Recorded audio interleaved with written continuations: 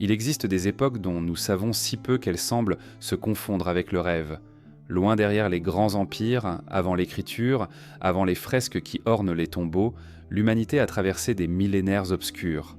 Ces millénaires ne sont pas un vide, ils sont remplis de vie, de gestes, de croyances, de constructions, mais la mémoire qu'ils ont laissée est presque effacée. De ces âges silencieux, il nous parvient seulement des pierres taillées, des ossements fragiles, quelques traces peintes au fond des grottes. Et pourtant, chaque fragment semble murmurer qu'un monde immense s'est déjà levé, a respiré, puis s'est éteint bien avant que l'Égypte ne dresse ses pyramides. Nous imaginons souvent la préhistoire comme une longue errance, un temps où l'homme n'était qu'un nomade poursuivant les troupeaux, sans organisation, sans rêve collectif. Mais les preuves accumulées par les fouilles archéologiques contredisent ce récit simplifié. Avant l'Égypte, avant la Mésopotamie, de grandes communautés existèrent déjà. Elles dressaient des monuments, observaient les cycles du ciel, connaissaient les plantes, façonnaient des outils précis. Elles ne nous ont laissé ni écriture, ni chronique, seulement la densité du mystère. Dans les plaines d'Anatolie, des temples immenses surgissent sous la terre, recouverts volontairement par ceux qui les avaient bâtis. À Jéricho, une tour de pierre haute de 9 mètres se dresse dès le 10e millénaire avant notre ère, défiant l'idée que la monumentalité n'aurait commencé qu'avec les pharaons. Dans les grottes de Lascaux ou de Chauvet, bien plus anciennes encore, l'art animalier éclate avec une maîtrise bouleversante. Ces peintures ne sont pas de simples ornements. Elles traduisent une pensée, un rapport au sacré, un désir d'inscrire l'éphémère dans la permanence. Les ombres d'un monde perdu ne se manifestent pas uniquement dans la pierre et l'ocre, elles apparaissent aussi dans des traces plus fragiles, des chemins usés par le passage répété des pas, des coquillages échangés entre régions lointaines, des sépultures soigneusement préparées. Ces gestes disent que les hommes d'alors n'étaient pas prisonniers d'une survie brute. Ils avaient déjà des rituels, des échanges, un sens du temps. Ils savaient qu'il y avait plus que le quotidien, plus que la chasse ou la cueillette. La lenteur du temps préhistorique fascine. 1000 ans pouvaient passer sans qu'une technique n'évolue de façon visible. Et pourtant, sous cette apparente stagnation, des transformations profondes se tramènent. Le feu apprivoisé, l'arc, la pierre polie, puis l'agriculture naissante. Chaque étape dessinait les contours d'un futur que les bâtisseurs de pyramides allaient hériter. Mais ce qui demeure le plus troublant, ce sont les manifestations de l'invisible. Temples circulaires, mégalithes dressés, sculptures d'animaux fabuleux. Tout cela semble appartenir à une mémoire plus vaste que celle des simples nécessités. Il est tentant de se demander si ces peuples avaient conscience de bâtir pour l'éternité. Leurs pierres enfouies ou alignées sont restées là des millénaires, parfois mieux protégées que les temples d'Égypte. Göbekli Tepe, par exemple, fut volontairement enseveli par ses propres constructeurs, comme s'ils savaient que leur monde s'achevait et voulaient le cacher au regard du futur. La tour de Jéricho, quant à elle, fut enfouie sous les sables et ne réapparut qu'au XXe siècle, comme si les peuples anciens avaient redressé des phares, puis les avaient recouverts de silence. Il y a aussi les morts, couchés dans des sépultures plus vieilles que toute dynastie. Les archéologues découvrent des corps ornés de perles, de coquillages, de pigments rouges. L'un des plus célèbres est l'ensevelissement de Sungir en Russie. 2 enfants, âgés de quelques années, recouverts de milliers de perles d'ivoire travaillées avec patience. Qu'est-ce que ce geste raconte ? Un simple rite funéraire ou bien une vision cosmique de l'existence déjà présente avant l'Égypte et ses dieux ? Chaque trace archéologique ouvre davantage de questions qu'elle n'en résout. Pourquoi des peuples de chasseurs-cueilleurs consacraient-ils tant d'efforts à bâtir des structures monumentales, alors qu'ils ne possédaient ni agriculture stable ni écriture ? Comment expliquer la précision astronomique de certains alignements mégalithiques, alors que la science moderne n'y voit encore que des coïncidences troublantes ? Était-ce l'expression d'un savoir perdu ou bien simplement une autre manière de penser ? Étrangère à nos catégories modernes, ces ombres nous enseignent aussi la fragilité du temps. La plupart de ce qu'ils ont construit a disparu, bois pourri, huttes effacées, tissus réduits en poussière. Seules les pierres, les os et parfois les peintures au fond des grottes résistent. Si leur monde avait laissé des bibliothèques, elles auraient brûlé. S'ils avaient été bâtis en briques crues, elles se seraient effacées. Ce que nous voyons n'est pas la totalité de leur univers, mais seulement les éclats résistants. Comme si nous tentions de deviner un livre à partir de quelques pages brûlées retrouvées au vent. Le plus fascinant demeure peut-être le rapport entre mythe et réalité. Dans presque toutes les traditions du monde, il existe des récits d'âges disparus, d'ancêtres géants de mondes engloutis. La mémoire collective semble avoir gardé l'écho de civilisations anciennes, effacées par le temps ou par les catastrophes naturelles. L'archéologie, dans cette dit de son côté, ne fait que confirmer que des mondes entiers ont existé avant ceux que nous croyons fondateurs. Le mythe et la science se croisent, se contredisent banco parfois, mais se nourrissent d'une même intuition. Il y a eu un avant au commencement. Marcher dans une grotte ornée, longer les pierres d'un site mégalithique, c'est sentir que nous ne sommes pas les premiers à interroger le ciel. Ces peuples sans écriture avaient déjà des récits, des symboles, des visions. Ils avaient or déjà compris que l'homme n'est pas seulement un animal qui survit, mais un être qui cherche à inscrire son passage dans une durée plus vaste. Les ombres de ce monde perdu ne nous disent pas qui ils étaient, exactement. Elles nous rappellent seulement qu'avant les pharaons, avant même l'idée d'une civilisation organisée, l'humanité avait déjà appris à rêver plus grand que sa propre survie. Ces traces éparpillées à travers continents et millénaires nous invitent à contempler non pas une origine unique, mais une pluralité de commencements. Peut-être que l'Égypte et la Mésopotamie n'ont pas été les premiers, mais seulement les héritiers visibles d'un chemin plus long. Un chemin où des générations sans nom ont sculpté la pierre, tracé des figures dans la poussière et levé les yeux vers les étoiles. Les ombres d'un monde perdu ne disparaissent pas, elles attendent que nous les regardions enfin. Parmi les ruines, les fossiles et les pierres taillées, il existe des empreintes que l'on ne peut ignorer. Elles ne sont pas seulement physiques, gravées dans le sol ou peintes sur des parois. Elles sont aussi symboliques, comme si l'humanité avait cherché, dès ses premiers pas, à inscrire dans le monde la marque de son passage. Ces empreintes, visibles ou invisibles, forment une cartographie fragile de ce que nous étions avant que l'histoire ne commence à s'écrire. Certains sites préhistoriques nous donnent l'impression d'un message adressé à travers des millénaires. Dans la grotte de Chauvet, en Ardèche, des lions, des chevaux et des bisons dansent dans la lumière vacillante des torches. Ces peintures, vieillant de plus de 30 000 ans, ne sont pas de simples décorations. Elles révèlent une maîtrise du geste, une intention esthétique et probablement rituelle. L'artiste inconnu qui a tracé ces silhouettes ne pensait peut-être pas à nous, et pourtant, son œuvre nous atteint encore. C'est une empreinte directe de sa main et de son esprit, conservée par miracle dans l'obscurité.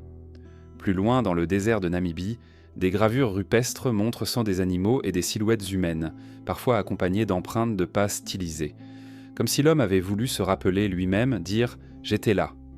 L'empreinte devient un signe de présence, un témoignage d'existence, bien avant que les premières civilisations ne gravent leurs lois sur la pierre. Il est fascinant de constater que l'empreinte n'est pas seulement un geste instinctif, elle semble toujours chargée d'un sens plus profond. Les mains négatives, peintes au pochoir sur les parois de grottes en Europe, en Amérique du Sud ou en Indonésie, ne sont pas des marques anodines. Elles sont la preuve d'une volonté d'inscrire le corps humain dans un espace sacré. À travers ce geste, les anciens se reliaient peut-être à leurs ancêtres ou à des forces invisibles. Ces mains, figées dans l'ocre, nous rappellent que la conscience de soi existait déjà, que l'homme savait qu'il était un être éphémère désirant laisser une trace. Certaines empreintes sont plus concrètes encore. À Laetoli, en Tanzanie, une couche de cendres volcaniques a conservé les pas de nos lointains ancêtres, vieux de près de 3,6 millions d'années. Ces pas parallèles racontent l'histoire de deux êtres qui marchaient côte à côte. Ils n'avaient tant ni temple, ni outils sophistiqués, mais déjà leur passage laissait une empreinte indélébile. Ce vestige minuscule bouleverse. Dans cette simple ligne de pas, nous retrouvons une continuité avec notre propre marche quotidienne. L'empreinte est à la fois intime et universelle. Ces marques anciennes ne sont pas isolées. À travers le monde, on retrouve des pétroglyphes représentant des formes géométriques, des spirales, des cercles. Leur signification nous échappe, mais leur récurrence intrigue.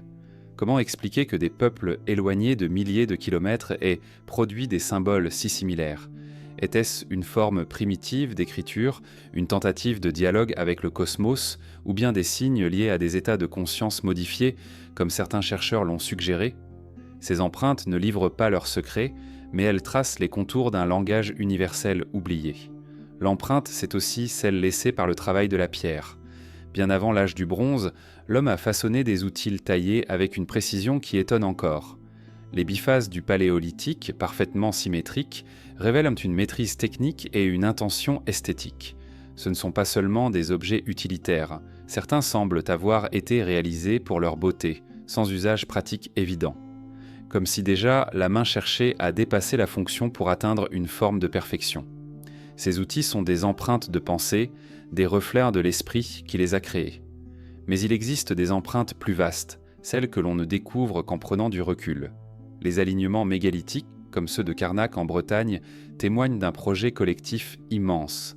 Des centaines de pierres levées, organisées avec un soin qui défie nos explications simples. Pourquoi avoir consacré tant d'efforts à dresser ces blocs parfois transportés sur des kilomètres ? S'agissait-il d'un calendrier céleste, d'un lieu rituel, d'un territoire de mémoire ? Ces pierres dressées sont des empreintes sur le paysage, des cicatrices visibles encore aujourd'hui. Elles disent qu'un peuple a voulu marquer la terre de son passage. Les empreintes avant l'histoire ne sont pas toutes matérielles, certaines résidant dans les mythes et les récits qui nous sont parvenus.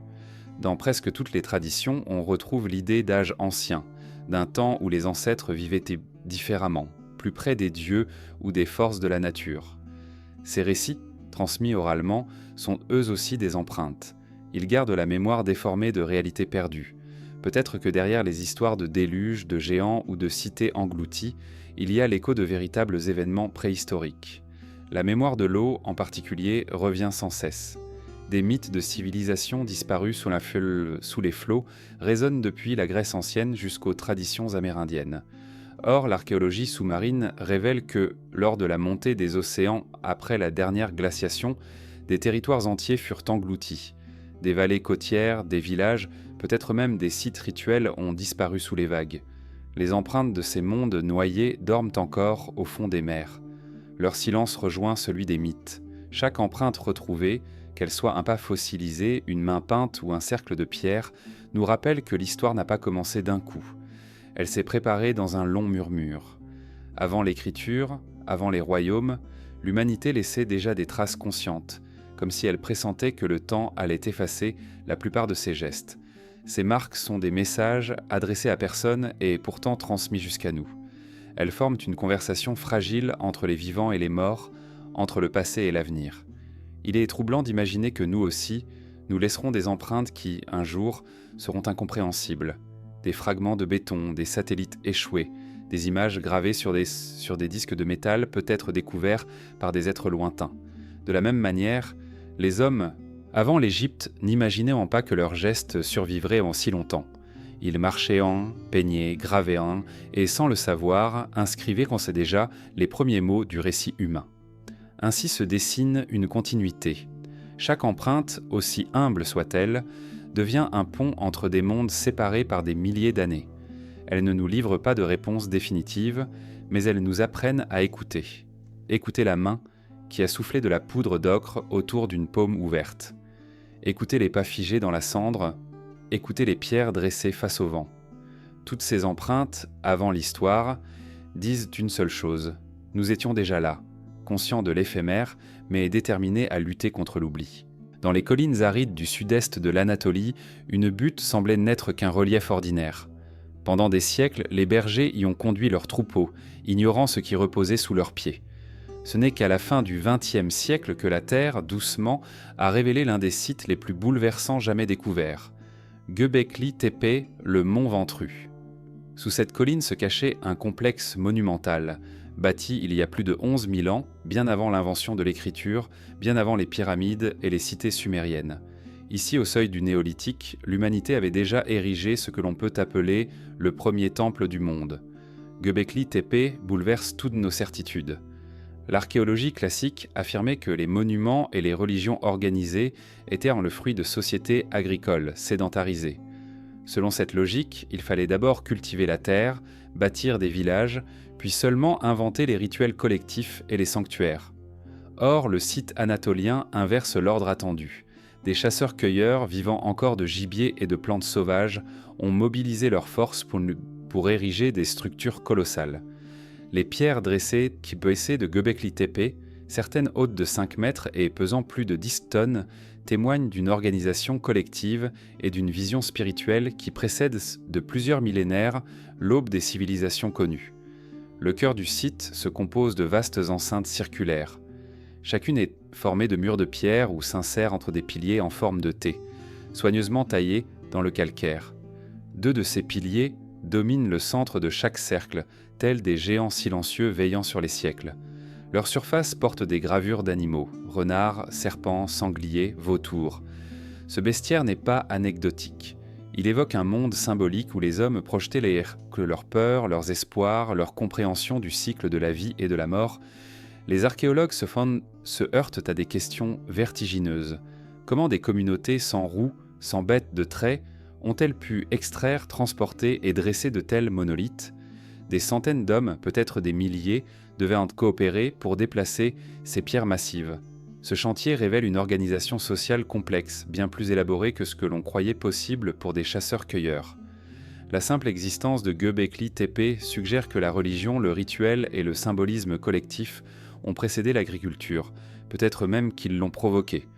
Les hommes se seraient rassemblés pour bâtir, prier, célébrer, et la nécessité de nourrir cette foule aurait conduit à inventer l'agriculture. Ainsi, le sacré aurait engendré le quotidien, et non l'inverse. Mais le mystère de Göbekli Tepe ne s'arrête pas à ces dimensions. Le site fut volontairement enseveli il y a environ 9000 ans. Des tonnes de terre et de pierres furent utilisées pour recouvrir ces temples circulaires, comme si les bâtisseurs avaient voulu protéger ou effacer leur œuvre. Était-ce un geste rituel, un adieu à une époque révolue ? Était-ce une tentative de préserver un sanctuaire devenu sacré, ou au contraire de cacher un savoir interdit ? Ce choix délibéré nous laisse sans réponse. C'est grâce à cet enfouissement volontaire que le site s'est conservé, intact, comme un message endormi sous la poussière des âges. En parcourant les cercles de pierre, on ressent une étrange présence. Les piliers en forme de T semblent anthropomorphes. Certains sont décorés de bras gravés, de ceintures, d'animaux stylisés. Ces figures suggèrent que les piliers représentaient là peut-être des êtres mythiques, des ancêtres ou des esprits protecteurs. Le sanctuaire devient alors une assemblée figée dans la pierre, un théâtre de mémoire où les hommes venaient en dialoguer avec des forces invisibles. Ce n'était pas une simple construction fonctionnelle, c'était un espace habité par l'imaginaire et le sacré. Göbekli Tepe est souvent surnommé le temple des aubes, car il marque un passage entre deux mondes. L'âge de la chasse et de la cueillette touchait à sa fin, et l'âge de l'agriculture commençait. Ce lieu témoigne de la capacité humaine à se projeter dans une vision collective, à unir des énergies pour quelque chose qui dépasse la survie immédiate. C'est une empreinte de l'esprit humain en quête de sens, inscrite dans la pierre. Au-delà de l'architecture, le site renferme des indices troublants sur les croyances des anciens. Les vautours gravés sur certains piliers semblent liés à des pratiques funéraires. Dans plusieurs cultures néolithiques, les morts étaient délaissés aux oiseaux de proie avant que leurs os ne soient enterrés. La présence de ces symboles à Göbekli Tepe suggère que ce lieu pouvait être lié au culte des morts, à des rituels de passage entre le monde des vivants et celui des esprits. Le sanctuaire se révèle ainsi comme un pont entre la terre et le ciel, entre la vie et la mort. Mais ce que nous voyons aujourd'hui n'était qu'une fraction du site. Moins de 10% de la colline a été fouillée. Sous la terre dorment encore peut-être des dizaines d'enceintes, des centaines de piliers. Chaque découverte remet en question nos certitudes. Chaque gravure ouvre une porte sur un imaginaire que nous ne comprenons qu'à moitié. Le temple des aubes garde ses secrets, et son silence est plus éloquent que toutes nos hypothèses. Göbekli Tepe ne se réduit pas à un site isolé. Dans toute la région, d'autres lieux énigmatiques révèlent des traditions similaires, Karahan Tepe, Sefer Tepe, Nevali Kori. Ces sites, plus modestes ou plus fragmentés, suggèrent que le sanctuaire n'était pas unique, mais faisait partie d'un réseau culturel plus vaste. L'Anatolie, il y a 11 millénaires, était peut-être le théâtre d'une floraison spirituelle aujourd'hui méconnue, une matrice de symboles et de rites qui allait se diffuser plus tard dans le croissant fertile. Il faut aussi considérer le paysage. Le site domine les plaines environnantes. Depuis ces cercles on pouvait observer les horizons lointains, suivre les cycles du soleil et des étoiles. Certains chercheurs avancent que Göbekli Tepe pourrait avoir eu une fonction astronomique, un calendrier de pierre pour rythmer les saisons. Si tel est le cas, alors ces chasseurs-cueilleurs maîtrisaient déjà une compréhension fine des mouvements célestes. Ils inscrivaient dans leur architecture non seulement leur vision du sacré, mais aussi leur lecture du cosmos. Dans ce sanctuaire oublié, le temps se condense. Nous voyons l'éveil d'un monde nouveau, une humanité qui découvre qu'elle peut se rassembler autour d'une mémoire partagée, d'un récit commun. Les pierres levées sont à les pages muettes de ce récit, offertes au vent et au silence. Le temple des aubes ne nous donne pas de réponse claire. Il nous enseigne seulement que l'homme, bien avant l'Égypte et ses hiéroglyphes, cherchait déjà à dialoguer avec l'invisible, à fixer dans la pierre la trace de son rêve. Dans la vallée du Jourdain, entre les collines desséchées et les oasis fertiles, se dresse un lieu dont le nom résonne comme l'un des plus anciens de l'humanité, Jéricho. Aujourd'hui, on la connaît comme une cité biblique, lieu de récits et de mythes. Mais bien avant que ses murailles ne s'effondrent au son des trompettes, Jéricho avait déjà une histoire millénaire, dissimulée dans ses couches archéologiques. Sous la poussière du temps, les fouilles ont mis au jour un monument qui défie l'entendement. Une tour de pierre colossale, bâtie près de 9000 ans avant notre ère, à une époque où l'agriculture naissante ne faisait que transformer le mode de vie des hommes. Cette tour, haute de plus de 9 mètres, large à sa base de plusieurs mètres, n'était pas une simple construction. Elle est l'un des premiers monuments connus du monde, contemporaine des tout premiers villages néolithiques. En découvrant cette masse imposante de pierres, les archéologues ont compris que Jéricho n'était pas seulement un regroupement de huttes ou de cabanes, c'était déjà une communauté capable de mobiliser ses forces pour ériger un symbole, un repère, peut-être un sanctuaire. La tour est un témoin muet d'une époque où l'homme commençait à se rassembler en société complexe, bien avant les fastes égyptiens. Les pierres qui composent la tour sont grossières mais leur agencement révèle une intention claire. À l'intérieur, un escalier en colimaçon grimpe vers le sommet, preuve que l'édifice n'était pas qu'une masse inerte mais un lieu où l'on circulait, où l'on montait pour voir, pour guetter ou pour célébrer. Que signifiait ce monument pour ceux qui l'ont bâti ? Était-ce une tour de guet destinée à surveiller les plaines alentours et prévenir les dangers ? Était-ce un symbole de puissance, un centre rituel, ou bien un calendrier de pierre aligné avec les cycles du soleil ? Certaines hypothèses suggèrent même que la tour de Jéricho était orientée de manière à capter la lumière du soleil couchant au solstice d'été. Si cela était vrai, alors ce n'était pas seulement une construction utilitaire, mais un observatoire, un moyen de lier la vie humaine au rythme cosmique. Ce lien avec le ciel, déjà perceptible à Göbekli Tepe, se retrouve ici, mais incarné dans une architecture qui domine un village entier. On imagine les habitants rassemblés autour de cette masse, observant son ombre s'étendre au crépuscule, comme un signe que le temps des récoltes approchait ou que les esprits se manifestaient en. Mais pourquoi une tour si massive à une époque si ancienne ? La question trouble les archéologues depuis sa découverte. Les chasseurs-cueilleurs bâtissaient déjà des sanctuaires, comme nous l'avons vu. Mais ici, l'agriculture commençait tout juste à transformer le paysage. Jéricho est l'un des premiers au foyer connus de domestication des céréales et ses habitants apprenaient à maîtriser l'eau et les semailles. La tour pourrait être le symbole de cette transformation. Une pierre levée vers l'avenir, marquant le passage d'un monde de nomades à un monde sédentaire. Elle devient un repère visuel, une affirmation. Nous sommes établis ici. Nous avons conquis le temps et l'espace. Autour de la tour, les vestiges de Jéricho révélant des murailles anciennes, parmi les premières de l'humanité. La ville n'était pas une simple agglomération, mais un lieu protégé, structuré. La combinaison des murailles et de la tour évoque une conscience nouvelle, celle de la communauté, du territoire, de la mémoire. Ce n'était plus seulement un abri contre le vent ou les prédateurs, mais une construction collective affirmant l'existence d'un peuple uni. Les fouilles ont également révélé des sépultures étranges, témoignant d'un autre aspect de la spiritualité de Jéricho. Dans certaines maisons, on a découvert des crânes humains soigneusement conservés, recouverts de plâtre pour reconstituer les traitons du visage avec des coquillages insérés dans les orbites pour figurer les yeux. Ces têtes plâtrées, datées de la même époque, sont peut-être liées au culte des ancêtres. Les vivants gardaient auprès d'eux la présence des morts intégrée dans leur quotidien. Ces pratiques renforcent l'idée que Jéricho n'était pas seulement un lieu d'habitation, mais un espace où la mémoire et le sacré prenaient forme.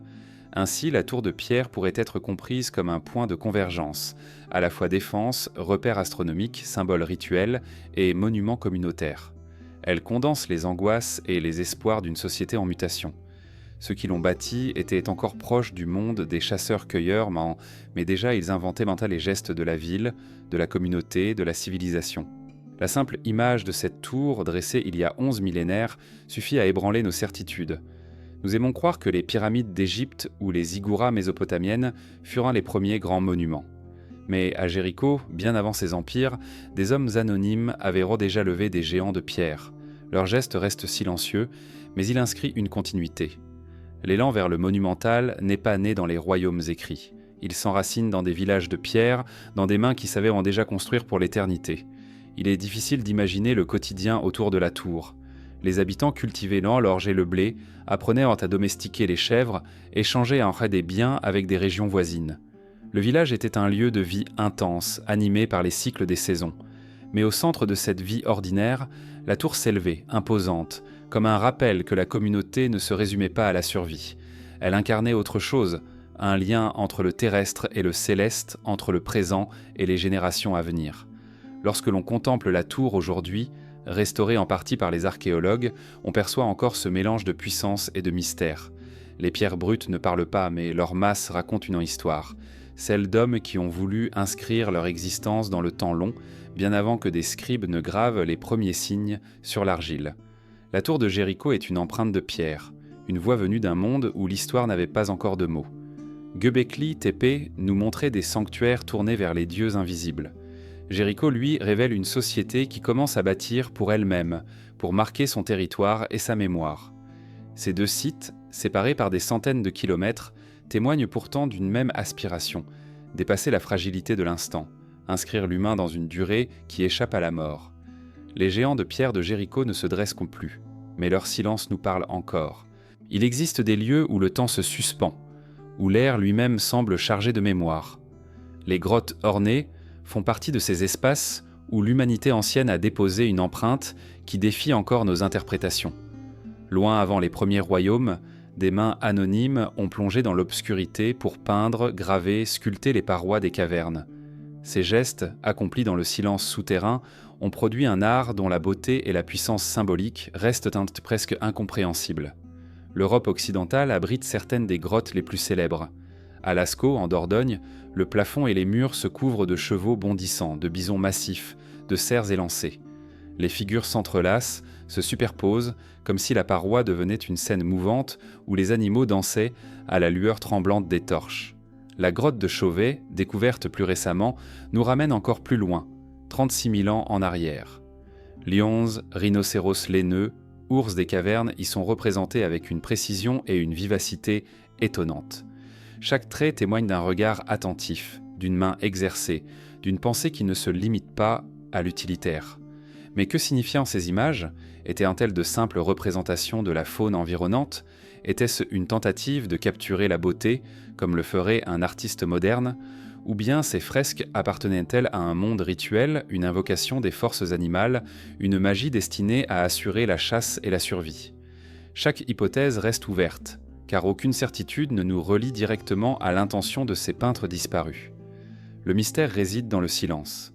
Ces œuvres parlent sans mots, elles transmettent une intensité qui dépasse la fonction. Les grottes peintes se distinguent aussi par leur choix de l'obscurité. Pourquoi s'enfoncer dans les profondeurs, parfois à des centaines de mètres de l'entrée, pour tracer ces figures? La lumière y est rare, le chemin dangereux. Si l'art n'avait été qu'un simple divertissement, pourquoi choisir ce lieu secret, inaccessible? La réponse suggère un lien avec le sacré. Les cavernes pouvaient représenter un ventre de terre, un passage vers un autre monde. En peignant ces parois, les hommes semblaient vouloir dialoguer avec des forces invisibles, inscrire leur vision dans un espace qui n'appartenait pas au quotidien. Au-delà des animaux, certaines grottes révèlent des signes abstraits. Points, traits, spirales, grilles. Ces motifs, répétés dans de nombreux sites à travers le monde, intriguent particulièrement. Pour certains chercheurs, ils pourraient être les prémices d'un langage visuel, une proto-écriture universelle. D'autres y voient les traces de vision liées à des états modifiés de conscience, expériences chamaniques traduites en symboles. Quoi qu'il en soit, ces signes témoignent que l'homme cherchait déjà à dépasser la simple représentation du visible. Il tentait de traduire l'invisible, l'indicible. Les empreintes de mains négatives ajoutent une dimension humaine directe. Dans les grottes d'Espagne et de France, mais aussi en Indonésie, des mains ouvertes ont été posées contre la paroi, puis entourées de pigments soufflés. Ces silhouettes sont bouleversantes. Elles nous donnent l'impression de toucher la peau même de nos ancêtres. Elles disent « on le lait et j'étais là ». Elles relient le présent et le passé dans un geste simple, universel. Ces mains sont à la fois des signatures et des prières, un témoignage fragile que le temps n'a pas effacé. Certaines cavernes, collantes comme Altamira en Espagne, montrent une maîtrise étonnante de la perspective et de l'utilisation des reliefs naturels de la roche. Les artistes préhistoriques utilisaient l'accent, les courbures, les fissures, pour donner du volume et du mouvement aux figures. Cette sensibilité démontre une intelligence visuelle raffinée, une capacité à transformer l'espace en récit. Ces peintres n'étaient pas des amateurs, ils détenaient un savoir transmis, peut-être réservé à certains initiés. On imagine un petit groupe, porteur d'un rôle particulier dans la communauté, pénétrant dans la grotte pour accomplir un rituel pictural dont nous avons perdu la clé. Le choix des pigments lui-même témoigne d'un savoir-faire élaboré. Ocre rouge, charbon, manganèse, les hommes préhistoriques connaissaient en elles les ressources de leur environnement et savaient les transformer en couleurs durables. Ils pourraient les minéraux, les mélanger à des graisses animales ou à de l'eau, créant des palettes qui résistent encore des dizaines de millénaires plus tard. La permanence de ces peintures, malgré le passage du temps, renforce l'idée d'un geste destiné à durer. Ce n'était pas de l'art éphémère, mais une volonté de laisser une trace pour l'invisible, pour l'avenir ou pour les esprits. Les grottes ornées ne sont pas limitées à l'Europe. En Australie, l'art rupestre aborigène remonte à plus de 40 000 ans et se poursuit encore aujourd'hui. Les figures de la tradition dite « rayon X », où les organes internes des animaux sont représentés, révèlent une vision du monde où l'intérieur est aussi important que l'extérieur. En Amérique du Sud, dans la grotte des Mains en Patagonie, des centaines d'empreintes de paumes rouges et noires couvrent les parois, créant une mosaïque troublante d'humanité. En Indonésie, sur l'île de Sulawesi, des peintures datées de près de 40 000 ans montrent que l'art des cavernes n'était pas une exception européenne, mais un phénomène mondial. Ces découvertes élargissent notre compréhension. Les grottes peintes ne sont pas des curiosités locales, mais un langage partagé par l'humanité entière. Elles révèlent un besoin universel de représentation, une nécessité spirituelle qui transcende les continents. Ce besoin naît avant l'agriculture, avant les cités, et il semble être l'un des traits essentiels de notre espèce. L'art comme miroir de l'âme, comme dialogue avec l'invisible. Il est frappant de constater que cet art n'a pas évolué vers une narration explicite. Les scènes de chasse que l'on pourrait attendre sont rares. Les animaux sont représentés isolément, magnifiés comme s'ils incarnaient des forces plutôt que des proies. L'absence d'humain dans ces fresques, ou leur rareté, intrigue encore. Était-ce une manière de placer l'animal au centre de la cosmogonie, de le sacraliser ? L'homme fragile se tenait-il volontairement en retrait, conscient de sa dépendance envers ces créatures puissantes ?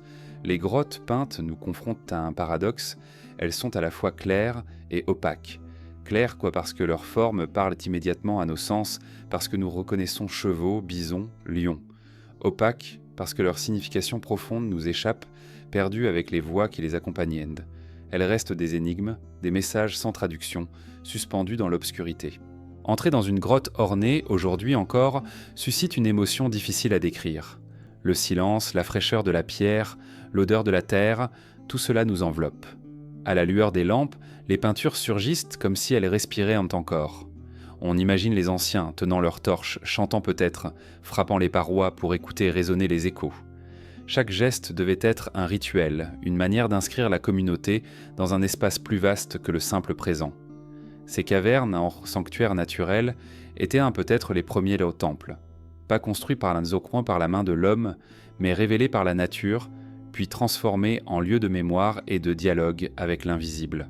Avant les pyramides, avant les temples de pierre, les grottes peintes furent les cathédrales de la préhistoire. Elles témoignent d'un âge où l'homme cherchait déjà à se relier à des forces supérieures, à exprimer sa vision du monde, à résister à l'oubli. Les énigmes qu'elles posent ne seront sans doute jamais résolues totalement. Mais c'est peut-être là leur véritable puissance. Elles nous obligent à accepter le mystère, à contempler sans comprendre, à écouter sans traduire. Les grottes peintes nous tendent un miroir ancien où nous voyons non pas des réponses mais la profondeur même de l'humanité. Bien avant que l'homme ne grave des lois sur la pierre, avant même qu'il ne songe à bâtir des villes, il parcourait le monde à la recherche de gibier, de fruits, d'eau. Les chasseurs-cueilleurs dont l'existence a façonné l'essentiel de notre histoire n'étaient pas des errants sans mémoire, mais les héritiers d'un savoir patient. Ils connaissaient désormais les rythmes de la terre, les chemins des animaux, les saisons invisibles inscrites dans le vent. Aujourd'hui, leurs routes semblent effacées, avalées par la forêt, par le désert ou par la mer. Pourtant, dans les traces ténues qu'ils ont laissées, nous entrevoyons encore l'ampleur de leur voyage et l'étonnante sophistication de leur réseau. Ces routes ne ressemblaient en fait pas aux voies pavées comme des Romains, ni aux routes royales des empires. Elles étaient faites de sentiers éphémères, de lignes mémorisées dans la mémoire collective, inscrites dans la tradition orale et le regard attentif. Les chasseurs-cueilleurs suivaient franc les migrations des bisons en Amérique du Nord, les troupeaux de rennes en Eurasie, les élans des gazelles à travers le croissant fertile. Chaque peuple possédait sa cartographie intérieure, non pas dessinée sur des cartes, mais chantée dans des récits, racontée dans des mythes, inscrite dans les étoiles.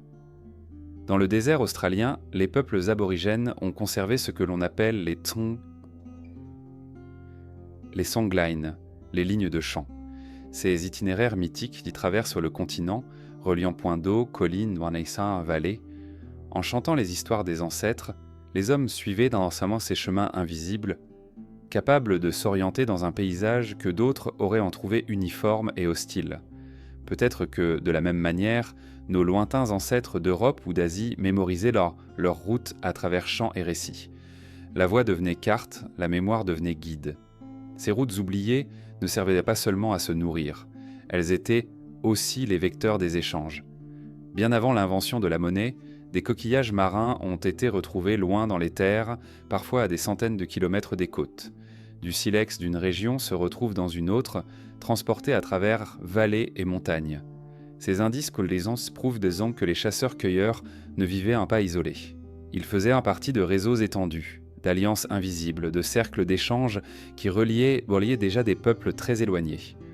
En suivant ces routes, l'homme a peuplé la terre entière.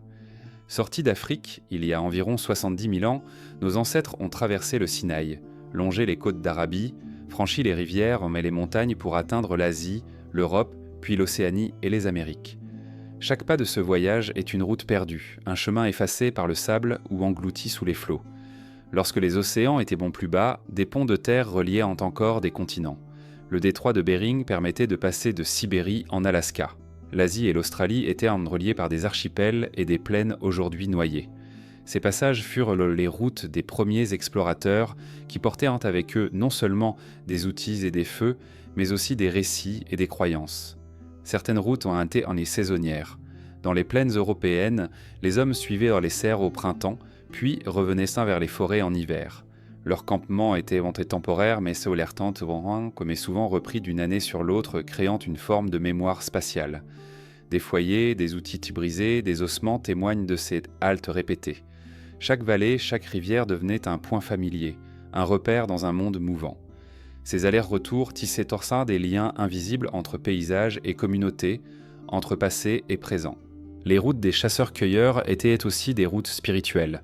Suivre une piste, c'était marcher sur les traces des ancêtres, revivre un chemin déjà parcouru par les générations précédentes. Certains sites devenaient donc des lieux de convergence où l'on se retrouvait pour échanger, célébrer, peut-être conclure des alliances. Les grottes ornées, les cercles de pierre ou les falaises gravées pouvaient être situés à ces points de rencontre. Là, la route devenait mémoire et le voyage devenait rituel. L'échelle de ces déplacements surprend encore. On pourrait croire que ces peuples vivaient confinés à des territoires donc restreints, mais les preuves contredisent cette idée. Des gisements de silex du sud de la France se retrouvent en Suisse. Des pigments d'Afrique australe apparaissent à des centaines de kilomètres de leur origine. Des statuettes en ivoire de mammouth, sculptées en Europe centrale il y a plus de 30 000 ans, témoignent d'un artisanat raffiné qui circulait peut-être au-delà de son lieu de production. Ces échanges révèlent qu'on des routes qui ne se limitaient pas aux besoins immédiats, mais qui portaient aussi des symboles, des idées, des états des objets de prestige. Il est frappant d'imaginer que ces routes oubliées avaient déjà une fonction proche de nos routes modernes, relier, transmettre, faire circuler. Mais elles étaient plus fragiles, dépendantes de la mémoire humaine et des saisons. Quand une génération s'éteignait, une partie de la route pouvait se perdre, engloutie par l'oubli. C'est pourquoi tant de chemins anciens nous sont invisibles aujourd'hui. Ils n'étaient inscrits ni sur la pierre, ni sur le parchemin, mais dans les récits des vivants. Pourtant, certains indices demeurent. Des alignements de pierres, des amas de coquillages, des peintures rupestres situées le long de passages naturels suggèrent des itinéraires récurrents. En suivant les rivières, les cols de montagne, les côtes, les archéologues reconstituent peu à peu des fragments de ces routes. Elles dessinent une géographie mouvante où l'homme ne cessait de marcher, d'explorer, de franchir les frontières du connu. Ces routes racontent aussi l'adaptation constante. Les chasseurs-cueilleurs de la dernière glaciation vivaient dans un monde radicalement différent du nôtre. Des steppes immenses de couvraient l'Europe où erraient de mammouths et rhinocéros laineux. Les routes traversées ventotier ces plaines glacées, reliant des groupes épars. Puis, lorsque les glaces se retirèrent et que les forêts envahirent les paysages, les routes changèrent. Les chemins ouverts devinrent sentiers boisés. Les déplacements se firent non plus courts mais plus riches en ressources variées. Le monde des routes était toujours en transformation, à l'image des climats et des paysages. Les routes oubliées ne sont pas seulement un objet d'étude archéologique. Elles nous rappellent aussi une vérité essentielle. Nous sommes des êtres de mouvement. Marcher, explorer, chercher fait partie de notre identité profonde. Chaque pas laissé dans la boue ou le sable, chaque sentier gravé par des générations de pas, était une affirmation de vie. Ces routes sont des cicatrices légères sur la terre, mais elles forment la trame invisible de notre histoire. En pensant aux routes des chasseurs-cueilleurs, nous comprenons que l'humanité était déjà mondialisée bien avant les civilisations. Non pas dans un sens politique ou économique, mais dans le sens d'une interconnexion. Des objets, des idées ou des symboles circulaires à travers des distances considérables portés par des pieds nus, des embarcations rudimentaires, des mémoires vivantes. Cette interconnexion, fragile mais persistante, annonçait déjà les réseaux qui allaient structurer les civilisations futures. Aujourd'hui, les routes sont devenues asphaltées, mesurées, tracées par des cartes précises. Mais sous elles, dans les profondeurs de la mémoire terrestre, persistent les échos des chemins oubliés. Les chasseurs-cueilleurs, avec leur savoir du ciel et des saisons, avec leurs chants et leurs mythes, ont été les premiers cartographes invisibles de notre monde. Leurs routes ne sont plus visibles, mais elles continuent d'habiter l'imaginaire, comme les veines anciennes d'une humanité en marche. Les routes des chasseurs-cueilleurs étaient aussi des routes spirituelles. Suivre une piste, c'était marcher sur les traces des ancêtres, revivre un chemin déjà parcouru par les générations précédentes. Certains sites devenaient des lieux de convergence où l'on se retrouvait pour échanger, célébrer, peut-être conclure des alliances. Les grottes ornées, les cercles de pierre ou les falaises gravées pouvaient être situés à ces points de rencontre. Là, la route devenait mémoire et le voyage devenait rituel. L'échelle de ces déplacements surprend encore. On pourrait croire que ces peuples vivaient confinés à des territoires restreints, mais les preuves contredisent cette idée. Des gisements de silex du sud de la France se retrouvent en Suisse. Des pigments d'Afrique australe apparaissent à des centaines de kilomètres de leur origine. Des statuettes en ivoire de mammouth, sculptées en Europe centrale il y a plus de 30 000 ans, témoignent d'un artisanat raffiné qui circulait peut-être au-delà de son lieu de production. Ces échanges révèlent des routes qui ne se limitaient pas aux besoins immédiats, mais qui portaient aussi des symboles, des idées, des objets de prestige. Il est frappant d'imaginer que ces routes oubliées avaient peu déjà une fonction proche de nos routes modernes, relier, transmettre, faire circuler. Mais elles étaient non plus fragiles, dépendantes de la mémoire humaine et des saisons.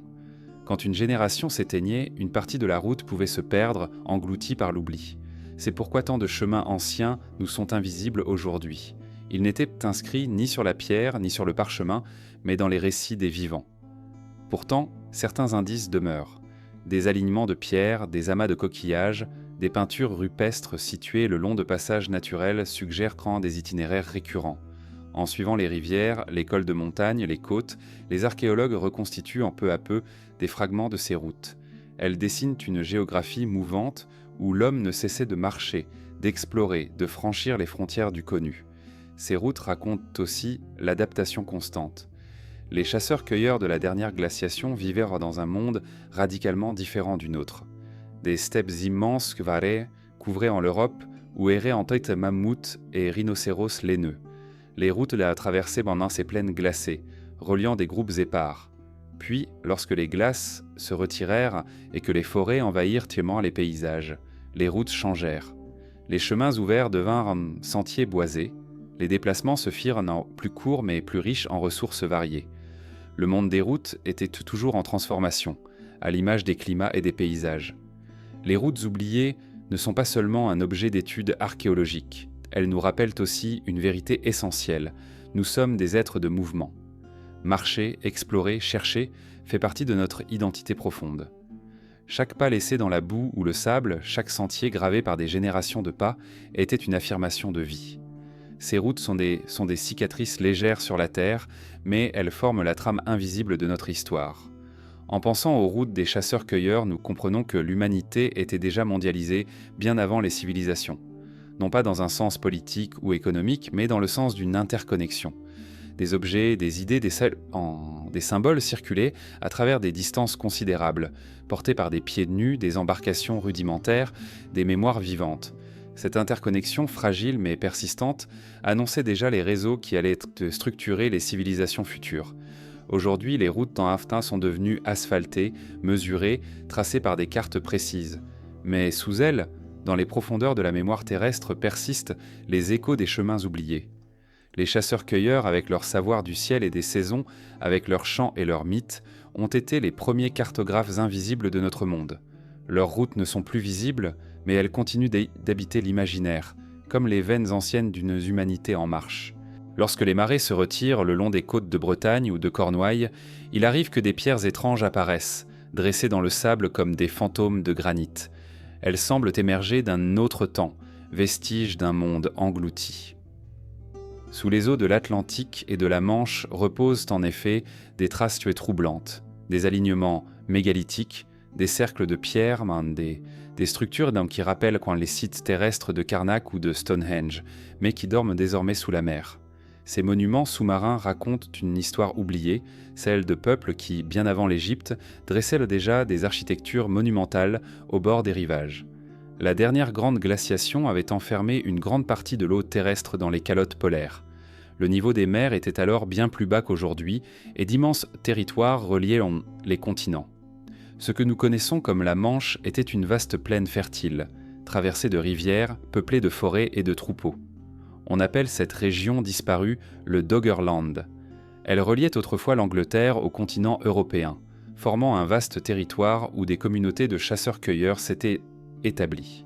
Avec la fin de l'ère glaciaire, il y a environ 10 000 ans, la montée des eaux engloutit ces plaines, effaçant les villages, les campements et peut-être même des monuments que les hommes y avaient redressés. Des fragments de ce monde perdu refont parfois surface. Des filets de pêche ramènent des ossements d'animaux, des outils de pierre, des bois travaillés provenant des profondeurs de la mer du Nord. Mais ce qui intrigue le plus, ce sont les structures de pierre découvertes sur certaines côtes. En 2009, au large des îles Scilly, des plongeurs mirent au jour ce qui ressemble à un alignement de blocs dressés, semblable au menhir terrestre. D'autres découvertes, au large des côtes bretonnes, révèlent des cercles de pierre qui auraient été construits avant que la mer ne les recouvre. Ces mégalithes sous-marins posent une question vertigineuse. Que savons-nous réellement des sociétés qui occupaient ces rivages aujourd'hui disparus ? Il est tentant d'imaginer que les peuples du Doggerland et des rivages atlantiques dressaient peu déjà des monuments comparables à ceux de Karnak. Peut-être utilisaient-ils les pierres comme repères rituels, comme points de rassemblement, comme cartes célestes inscrites dans le paysage. Lorsque les eaux montèrent, ces sanctuaires furent engloutis, conservés comme des reliques silencieuses au fond des mers. L'image est assez frappante, des temples de pierre reposant désormais sous les vagues, invisibles aux yeux des vivants, mais toujours dressés dans la pénombre aquatique. L'Atlantique et la Manche ne sont pas les seuls à abriter de tels mystères. En Méditerranée, au large de Malte, gisent dans des blocs de pierre qui semblent taillés, alignés en motifs circulaires. Sur l'île elle-même, les temples mégalithiques comme Gantija ou Agar Kim rappellent que des bâtisseurs incroyablement anciens, des 3600 avant notre ère, savaient dresser des monuments colossaux, antérieurs aux pyramides. Si de tels sites existent encore sur les terres, pourquoi ne pas imaginer que d'autres, plus anciens, dorment sous la mer, engloutis lors de la montée des eaux ? Les traditions orales conservent peut-être l'écho de ces mondes perdus. Les légendes celtiques parlent souvent de terres englouties, comme Is en Bretagne ou Lyonesse en Cornouailles. Ces récits, transmis à travers les siècles, évoquent des villes florissantes disparues sous les flots en une nuit de tempête. Derrière le mythe, il y a peut-être une mémoire déformée des véritables inondations qui ont marqué la fin du Doggerland et de bien d'autres rivages. Le souvenir de cités effacées par la mer aurait été transmis, transformé en contes et légendes. Les mégalithes, qu'ils soient terrestres ou sous-marins, sont des témoins silencieux d'une pensée humaine tournée vers le collectif et le sacré. À Karnak, plus de 3000 menhirs s'étendent sur plusieurs kilomètres, formant l'un des plus grands ensembles mégalithiques du monde. Leur fonction demeure mystérieuse. Observatoire astronomique, lieu rituel, marqueur territorial, peut-être tout cela à la fois. Si de tels alignements ont été dressés sur les rivages encore visibles, il est logique de penser que d'autres, plus anciens, existaient sur les terres aujourd'hui englouties. Les alignements sous-marins deviennent alors les fragments d'un puzzle bien plus vaste, reliant la terre et la mer, le passé visible et l'invisible. Les pierres elles-mêmes portent la marque du temps. Érodées par les vagues, couvertes d'algues, elles ressemblent à des épaves naturelles. Mais leur disposition régulière, leur taille inhabituelle, révèlent la main humaine. Plonger à leur rencontre, c'est entrer dans un monde où la frontière entre nature et culture se brouille. L'océan a recouvert les gestes des anciens, mais il n'a pas effacé totalement leur présence. Chaque pierre dressée au fond de l'eau est comme un doigt levé vers le ciel, figé sous la surface mouvante. La question de la chronologie reste délicate. Les mégalithes connus de Bretagne et des îles britanniques datent du néolithique, entre 5000 et 3000 avant notre ère. Mais les sites engloutis suggèrent des origines plus anciennes encore, contemporaines de la montée des eaux, il y a 8 à 10 000 ans. Si tel est le cas, cela signifie que les traditions monumentales existaient bien avant les premières grandes civilisations. Les bâtisseurs de pierre dressées ne furent pas les héritiers des royaumes, mais leurs précurseurs, leurs éclaireurs dans le temps.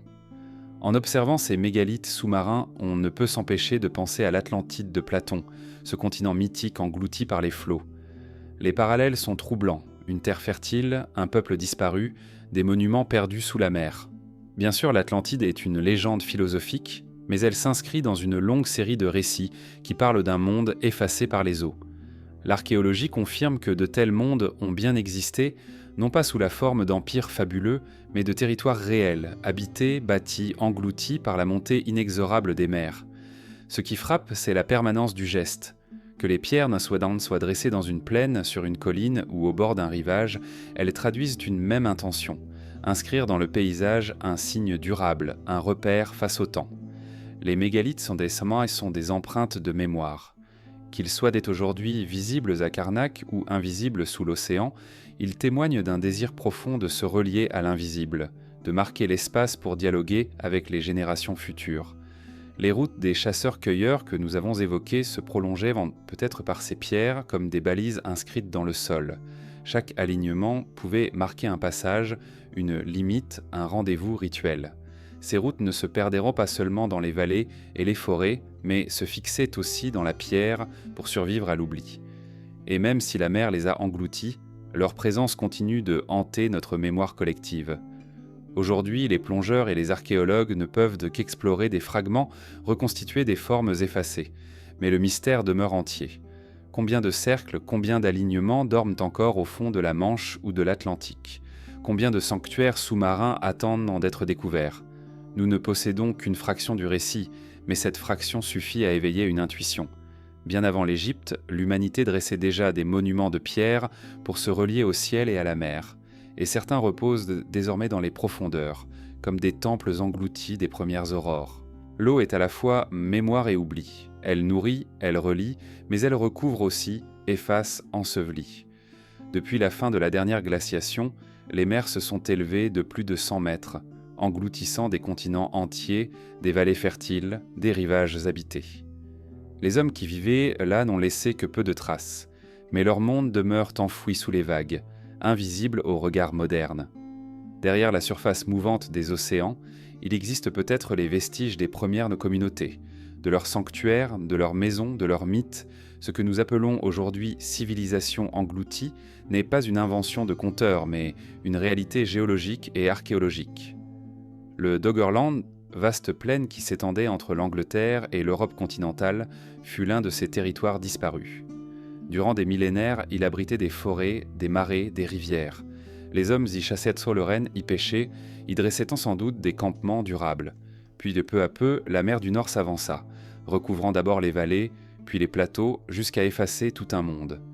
Les pêcheurs d'aujourd'hui ramènent parfois des ossements de mammouth, des outils de tailler, fragments d'un paysage qui n'existe plus. On peut imaginer que des villages entiers reposent encore sous les sables marins, intacts dans leur silence. Plus au sud, la Méditerranée garde, elle aussi, ses secrets. Au large de l'Inde, dans le golfe de Cambat, des structures géométriques ont été détectées par sonar, suggérant des constructions anciennes désormais submergées.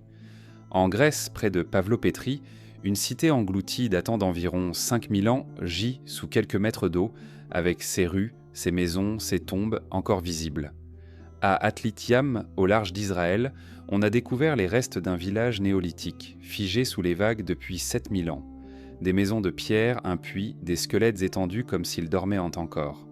Ces lieux, invisibles depuis la surface, témoignent que les rivages d'autrefois étaient déjà densément peuplés, organisés, bien avant que l'histoire écrite ne commence.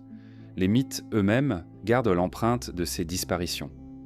Dans presque toutes les cultures, des récits racontent une grande inondation, un déluge qui détruisit des mondes anciens. L'épopée de Gilgamesh, les récits bibliques de Noé, les légendes indiennes du roi Manu ou encore les traditions amérindiennes, toutes évoquent une montée brutale des eaux. Si ces histoires diffèrent dans leurs détails, elles semblent porter la mémoire collective de véritables catastrophes naturelles vécues par les survivants de ces mondes submergés. La science moderne confirme que des événements climatiques violents, des fontes glaciaires rapides, des tsunamis provoqués par des effondrements terrestres ont pu submerger en quelques jours des régions entières. Certaines civilisations englouties ne furent pas noyées que par une montée lente, mais par des cataclysmes soudains. Vers 6200 avant notre ère, l'effondrement d'un immense lac glaciaire en Amérique du Nord provoqua une déferlante d'eau douce dans l'Atlantique, bouleversant le climat mondial. Les rivages européens furent inondés en quelques générations. Dans l'océan Indien, l'éruption du volcan de l'île de Terra, bien plus tard, détruisit la civilisation minoenne. Mais d'autres événements plus anciens, moins connus, ont pu effacer des cultures entières sans laisser de témoins. Ce qui fascine, ce n'est pas seulement la disparition, mais l'idée que ces civilisations englouties avaient peut-être atteint un niveau d'organisation, de croyance, d'art qui nous échappe. Chaque fois que l'on découvre une cité sous-marine comme Pavlopétrie ou Atlitiam, on comprend que ces peuples vivaient déjà en communautés structurées, avec des rituels, des outils, des échanges. Et pourtant, leur mémoire s'est dissoute, avalée par la mer. Il ne reste que des ruines muettes, interprétées à travers le prisme de notre curiosité. Les bâtisseurs de mégalithes côtiers s'avèrent peut-être que la mer avançait. Certains sites, comme Karnak, semblent avoir été établis à proximité immédiate du rivage, comme pour dialoguer avec l'océan. Était-ce une tentative de fixer un territoire voué à disparaître, un dernier geste face à la montée des eaux ? Ou bien ces pierres servaient-elles de balises, de repères pour un monde qui se dérobait lentement ? Les civilisations englouties ne sont pas seulement des victimes passives. Elles ont peut-être anticipé leur effacement, inscrit leur mémoire dans la pierre avant de disparaître. L'image la plus troublante demeure celle des temples sous-marins de Yonaguni, au large du Japon. Découverts dans les années 1980, ces structures massives de pierre aux formes géométriques et aux marches gigantesques semblent à première vue artificielles. Escaliers, terrasses, plateformes rappellent une architecture monumentale. Pourtant, le débat persiste. S'agit-il de formations naturelles sculptées par la mer, ou bien de vestiges d'une civilisation oubliée, engloutie il y a plus de 10 000 ans ? Si ces blocs sont réellement l'œuvre humaine, alors ils repousseraient encore plus loin les limites de notre mémoire historique, vers des âges que nous pensions incapables de tels exploits. La fascination pour les civilisations englouties tient aussi à ce qu'elles évoquent dans notre propre fragilité. Les cités modernes, si imposantes soient-elles, reposent souvent au bord des océans. Elles aussi pourraient être englouties, effacées par une montée future des eaux. L'histoire ancienne nous rappelle que la mer est patiente, qu'elle reprend toujours ses droits. Les peuples qui vivaient au Doggerland, à Atlitiam ou à Pavlopétrie ne pensaient peut-être pas que leur monde disparaîtrait. Ils vivaient, bâtissaient, priaient, sans savoir que leurs enfants seraient contraints de fuir les vagues. L'eau conserve parfois avec une précision troublante. À Atlitiam, les squelettes retrouvés reposent dans leur maison, comme surpris par la mer. Le sel a figé les gestes, les outils, les os. C'est un instantané de vie, un fragment de quotidien suspendu. Dans ces vestiges, nous percevons une proximité presque intime. Ces hommes et ces femmes, disparus il y a 7000 ans, vivaient déjà comme des communautés soudées, avec leurs espoirs, leurs peurs, leurs croyances. Leur monde a été avalé, mais leurs traces demeurent, fragiles, sous l'eau. Chaque découverte sous-marine élargit notre compréhension du passé, mais elle souligne aussi combien ce passé est lacunaire. Pour chaque cité retrouvée, combien dorment encore au fond des mers, inaccessibles, effacées par le temps et le sable? Les archéologues estiment que d'immenses portions de notre histoire humaine reposent désormais sous les océans, invisibles à nos yeux. Les civilisations englouties sont peut-être innombrables, et leur mémoire ne nous parvient que par bribes. L'eau est un voile. Elle cache, mais elle protège aussi. Là où le vent et le soleil effacent, la mer conserve parfois. Les cités englouties sont des bibliothèques endormies. Leurs pierres, leurs ruelles, leurs tombes attendent donc qu'on les découvre, qu'on les écoute. Elles nous rappellent que le monde que nous connaissons n'est qu'une strate fragile posée sur un passé beaucoup plus profond. Sous nos mers, il existe un palimpseste invisible, un texte ancien dont nous ne lisons encore que quelques mots. Les civilisations englouties ne sont pas seulement des ruines, elles sont des miroirs. Elles reflètent ce que nous sommes, êtres éphémères dressant des monuments contre le temps, persuadés que nos œuvres dureront toujours. Mais la mer avance, lentement, inlassablement. Elle ensevelit les rêves, puis les redécouvre, comme pour rappeler que rien n'est jamais définitivement effacé. Le désert semble immobile, mais il est en réalité un océan de temps. Ces dunes se déplacent, recouvrent les pierres, engloutissent les traces. Là où nous voyons aujourd'hui l'aridité, il y eut autrefois des rivières, des lacs, des prairies. Le Sahara, vaste étendue que nous imaginons éternellement stérile, fut durant des millénaires un jardin d'eau et de verdure. Ces sables abritent encore les vestiges de cités disparues, d'hommes qui ont bâti, prié, rêvé bien avant que l'histoire écrite ne commence. Ces cités effacées ne sont pas seulement des ruines invisibles.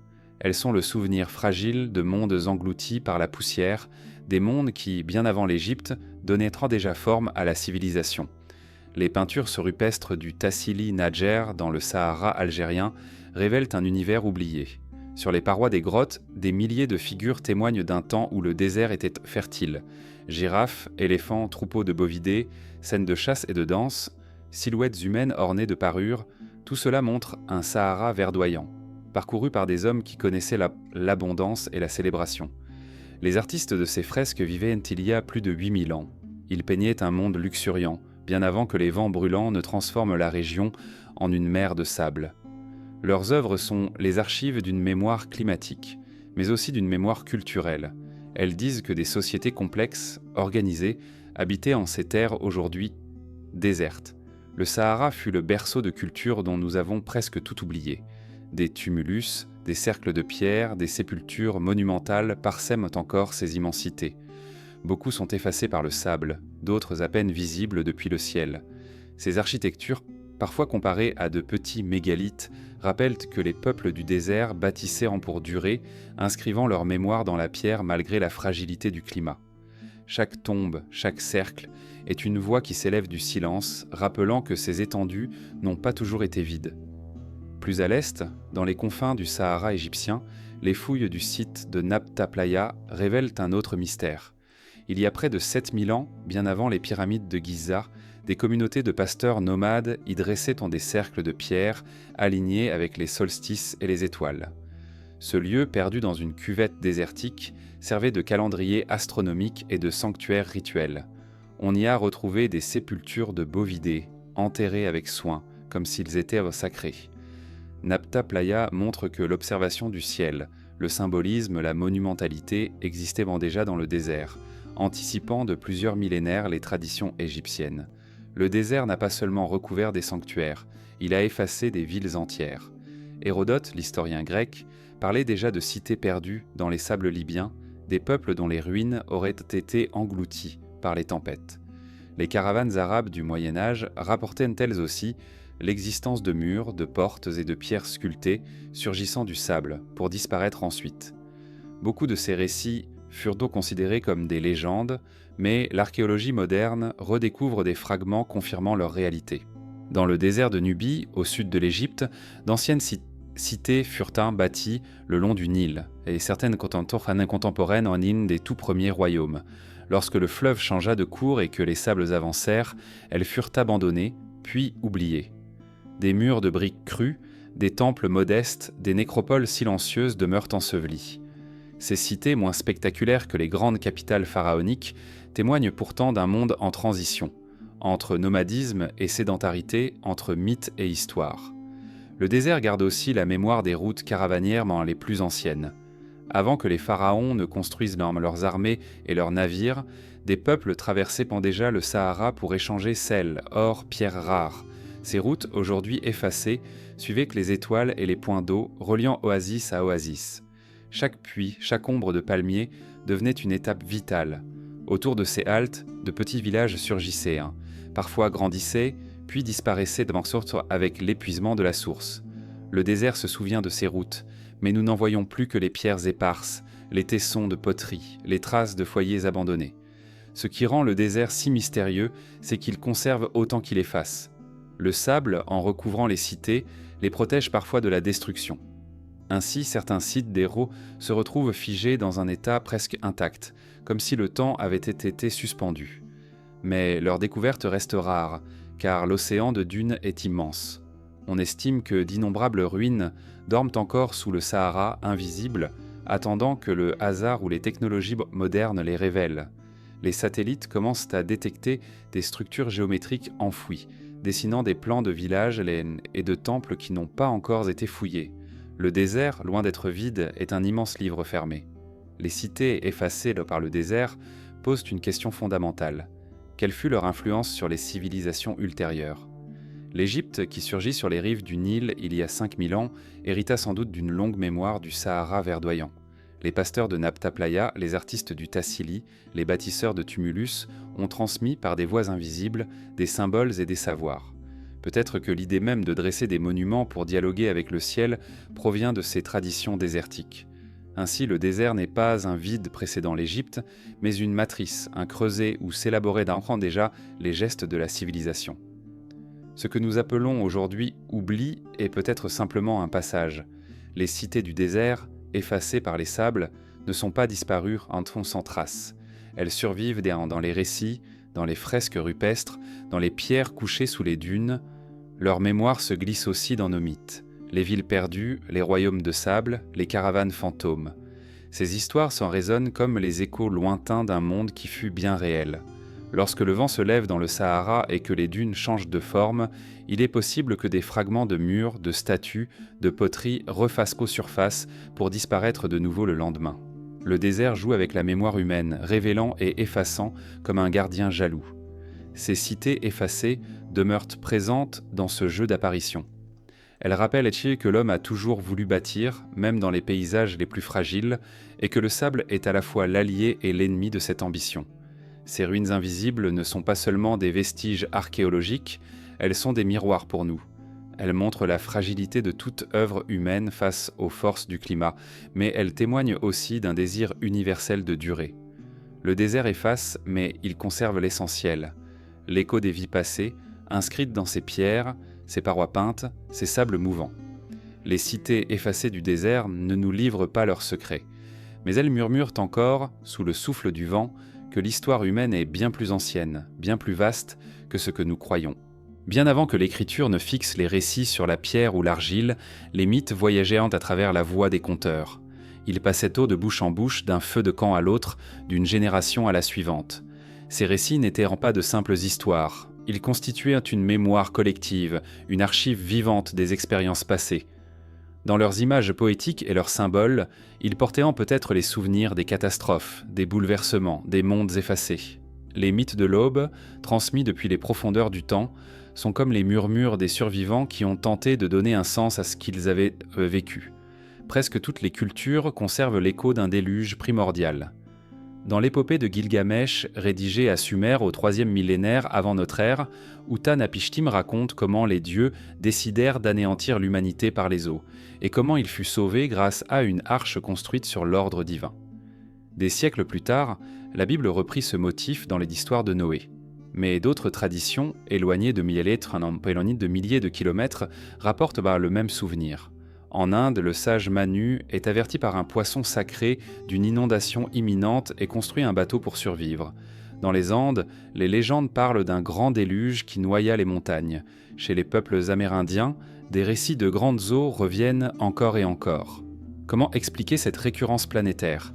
S'agit-il d'une coïncidence symbolique ou de la mémoire déformée d'événements réels lorsque la montée des mers effaça des territoires entiers à la fin de l'âge glaciaire ? Ces mythes de l'inondation ne sont pas les seuls. D'autres récits parlent d'âges disparus, de mondes précédant le nôtre. Les Grecs racontaient les 5 âges de l'humanité. Âge d'or, d'argent, de bronze, des héros et enfin de fer. Dans les traditions mésoaméricaines, plusieurs soleils se seraient succédé, chaque monde détruit puis remplacé par un nouveau. Les Indiens Hopi évoquent 4 âges successifs, dont 3 se sont terminés par des cataclysmes. Ces récits d'âges successifs reflètent peut-être les souvenirs collectifs de bouleversements climatiques, d'effondrements de cultures, de renaissance après la destruction. L'homme ancien, témoin d'un monde qui changeait brutalement, traduisait son expérience dans des images cosmiques. Certains mythes conservent même le souvenir d'îles ou de continents engloutis. L'Atlantide, décrite par Platon, n'était que la plus célèbre. Mais dans les légendes celtiques, on raconte la cité d'Is, engloutie par l'océan en une nuit. Dans les récits irlandais, l'île de Chypre-Asile apparaît parfois à l'horizon, puis disparaît. En Asie, des mythes évoquent des royaumes perdus sous la mer. Ces récits ne sont peut-être pas de simples inventions. Ils pourraient être la trace lointaine des véritables disparitions de terres comme le Doggerland ou certaines vallées côtières noyées lors de la montée des eaux. La mémoire mythique fonctionne comme une photographie déformée, préservant l'essentiel même quand les détails se brouillent. Les survivants de ces bouleversements avaient besoin de comprendre. Comment expliquer que les rivières débordent, que les terres de fertiles se couvrent de sable, que les mers avancent sans fin ? Sans science pour mesurer, sans instruments pour prévoir, ils créaient des récits.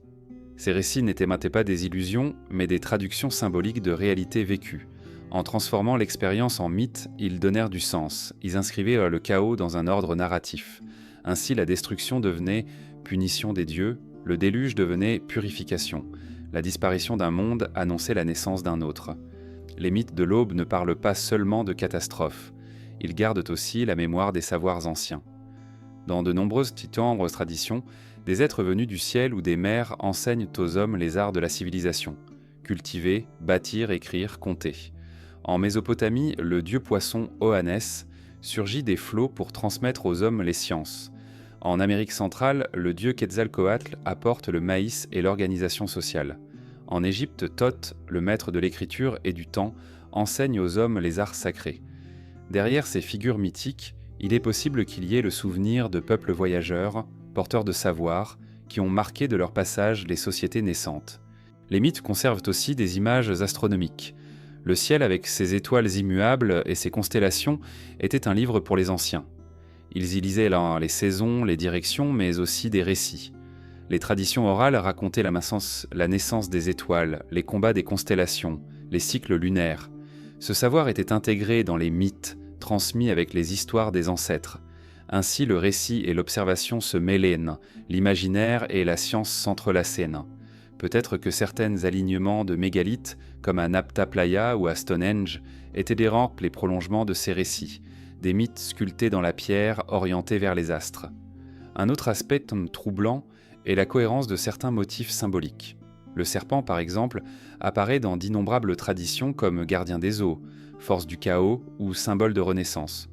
L'arbre du monde, reliant ciel, terre et monde souterrain, est présent chez les Nordiques, les peuples d'Asie centrale, les Amérindiens, les Africains. Ces motifs universels peuvent être compris comme des archétypes, surgissant indépendamment dans diverses cultures. Mais ils peuvent aussi refléter une mémoire partagée, transmise par des contacts anciens, par des routes oubliées, ou encore par l'expérience commune de phénomènes naturels.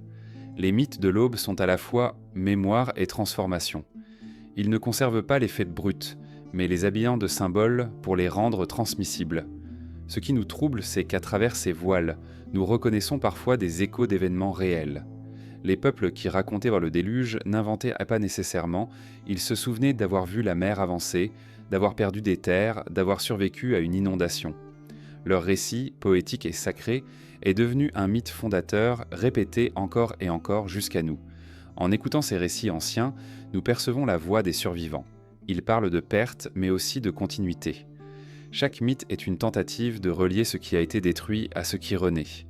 Les survivants de mondes disparus ont transmis non seulement leurs peurs, mais aussi leurs espoirs. Ils ont inscrit dans les mythes la conviction que, malgré la fin, la vie recommence, que l'homme peut se relever. C'est peut-être cette force qui a permis aux communautés d'avancer, de reconstruire, de créer les premières civilisations. Les mythes de l'aube ne sont donc pas des illusions naïves, mais les archives poétiques de l'humanité. Ils portent la mémoire des survivants, transformés en récits universels. Dans leur obscurité symbolique, ils nous parlent encore, nous invitant à écouter le silence derrière les mots, à chercher dans les images anciennes les échos d'expériences vécues. Car avant l'Égypte, avant l'écriture, avant même que l'histoire ne se grave dans la pierre, l'humanité avait déjà trouvé une manière de se souvenir. Elle avait inventé les mythes. Dans les vitrines des musées, dans les réserves obscures des laboratoires, parfois même au détour d'une fouille modeste, apparaissent des objets qui semblent défier la chronologie. Des pierres gravées, des artefacts métalliques, des outils dont la précision ou la datation semblent en contradiction avec le récit officiel. On les appelle souvent Wajes Reshi, et dit sera objets impossibles, comme si leur seule présence dérangeait la logique de l'histoire. Ce ne sont pas toujours des preuves d'une civilisation perdue, mais ils interrogent, ils fissurent en ancrant la certitude de nos lignes temporelles. Leur silence est plus troublant que n'importe quelle théorie. Parmi les plus célèbres se trouvent là les sphères métalliques découvertes en Afrique du Sud, près de Klerksdorp. Ces petites boules, vieilles de milliards d'années, sont incluses dans des couches géologiques extrêmement anciennes. Leur forme parfaitement sphérique et leurs rainures régulières ont intrigué. Sont-elles le fruit d'une civilisation inimaginable, d'un âge inconnu, ou de simples formations naturelles issues de processus géologiques rares ? Les scientifiques penchent pour l'explication minérale, mais le mystère demeure. Pourquoi ces formes semblent-elles si artificielles, si proches du geste humain ? D'autres objets anachroniques surgissent dans des contextes plus récents. En Roumanie, près de la rivière Mureș, on aurait trouvé un bloc métallique composé d'aluminium enfoui dans une couche de terre vieille de plusieurs dizaines de milliers d'années. L'aluminium, pourtant, ne fut isolé qu'au XIXe siècle. Comment expliquer une telle anomalie ? Erreur de datation, artefact moderne perdu et enfoui dans un sol ancien ou trace d'un savoir disparu ? Ici encore, la science hésite et l'imaginaire s'empare du vide. Un autre objet célèbre est le mécanisme denticitaire, repêché dans une épave au large de la Grèce. Cet appareil, daté d'environ 2000 ans, est une machine d'une précision stupéfiante, capable de calculer les positions astronomiques avec des engrenages complexes. Bien qu'il appartienne à une époque postérieure à notre récit, il illustre parfaitement la fragilité de la mémoire technique. Comment une telle invention a-t-elle pu apparaître, puis disparaître pour ne réapparaître qu'à l'époque moderne ? Le mécanisme n'est pas une anomalie, mais un rappel que le savoir peut être éphémère, perdu dans l'oubli des siècles. Plus proche de notre sujet, certains outils préhistoriques semblent eux aussi en avance sur leur temps. Des pierres polies avec une symétrie parfaite, des pointes taillées avec une finesse qui dépasse ce que l'on attend d'un âge si reculé. Ces objets ne sont pas impossibles en soi, mais ils nous rappellent que la maîtrise technique des anciens était bien plus grande que nous ne l'imaginons. Chaque biface polie, chaque lame effilée témoigne d'une intelligence patiente, capable d'anticiper, de perfectionner, de viser l'élégance du geste. Il existe aussi des énigmes liées à des gravures et des dessins. Dans certaines grottes, des figures animales ou humaines semblent représenter des espèces disparues depuis des millénaires. Était-ce une mémoire transmise de génération en génération, une connaissance héritée ? Ou bien les hommes avaient-ils côtoyé ces créatures plus longtemps que nous ne le pensons ? Les dessins eux-mêmes ne sont pas impossibles, mais ils posent de la question de la continuité, de la mémoire, de la durée des récits et des observations. Certains indices bandouji vont plus loin. Des pierres gravées au Pérou, les fameuses pierres d'Ica, montrent des scènes impossibles. Hommes aux côtés de dinosaures, chirurgie de complexe, instruments anachroniques.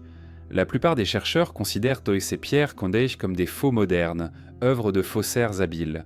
Mais même si elles sont récentes, elles révèlent une fascination ancienne, l'envie de projeter dans le passé un savoir qui ne devrait pas s'y trouver. L'objet impossible, qu'il soit authentique ou fabriqué, attire parce qu'il trouble la frontière entre le plausible et l'inimaginable.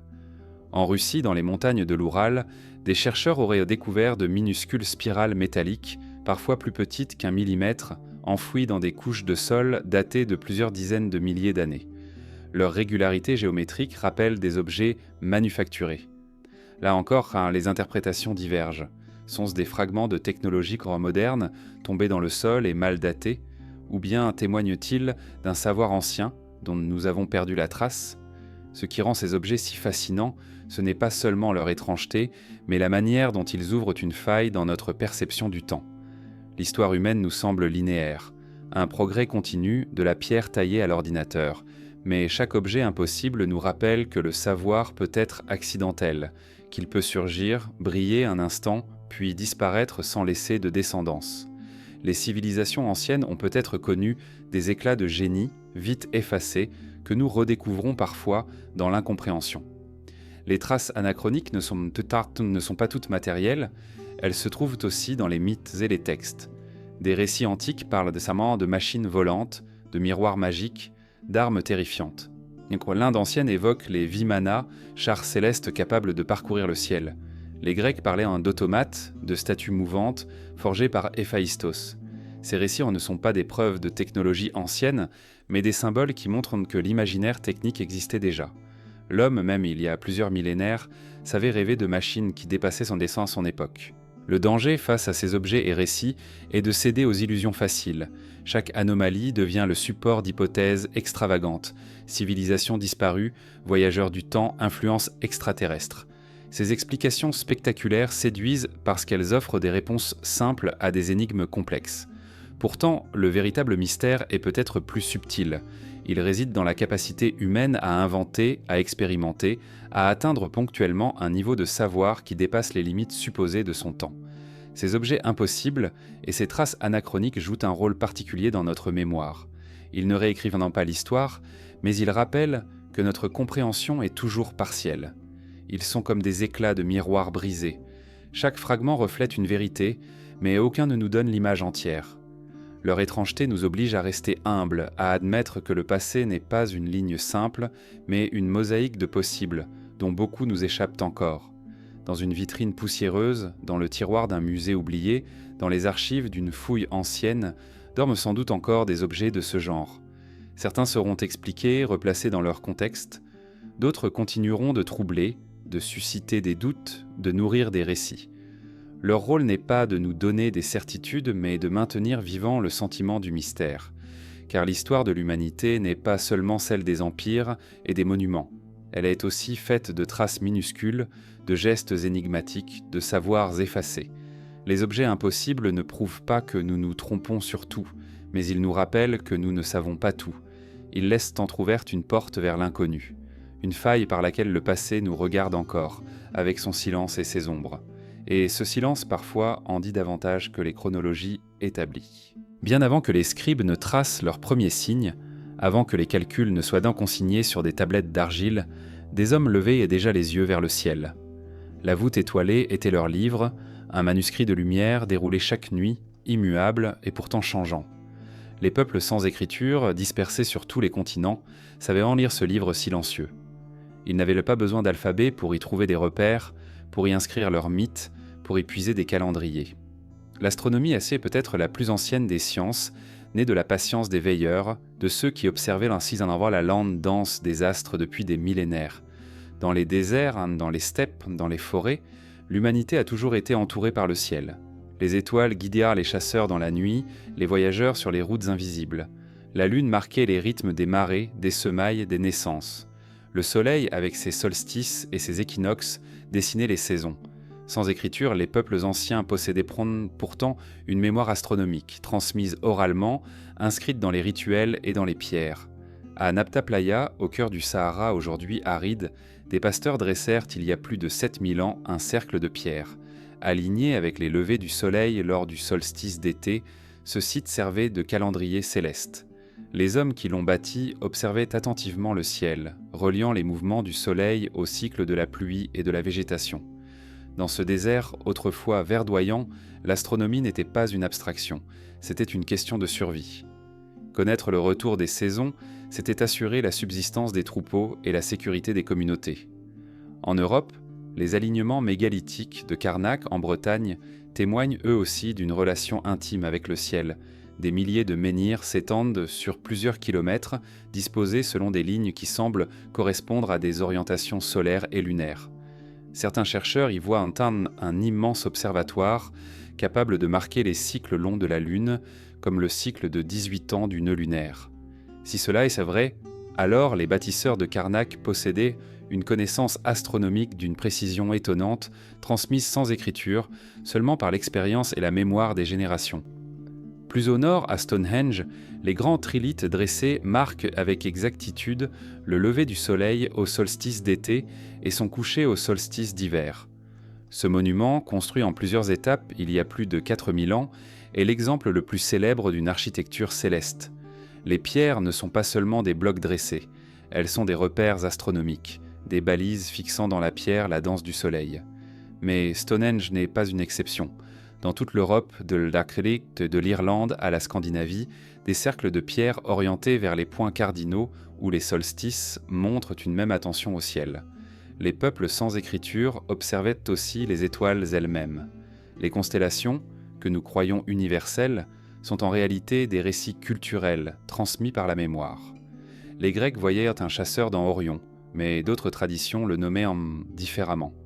Chez les aborigènes d'Australie, l'espace sombre de la Voie lactée était lu comme la silhouette d'un émeu géant. En Amérique du Sud, les peuples andins observaient dans les constellations noires, formées non par les étoiles brillantes, mais par les nuages sombres de poussière céleste. Ces interprétations montrent que l'astronomie ancienne n'était pas seulement observation, mais aussi narration.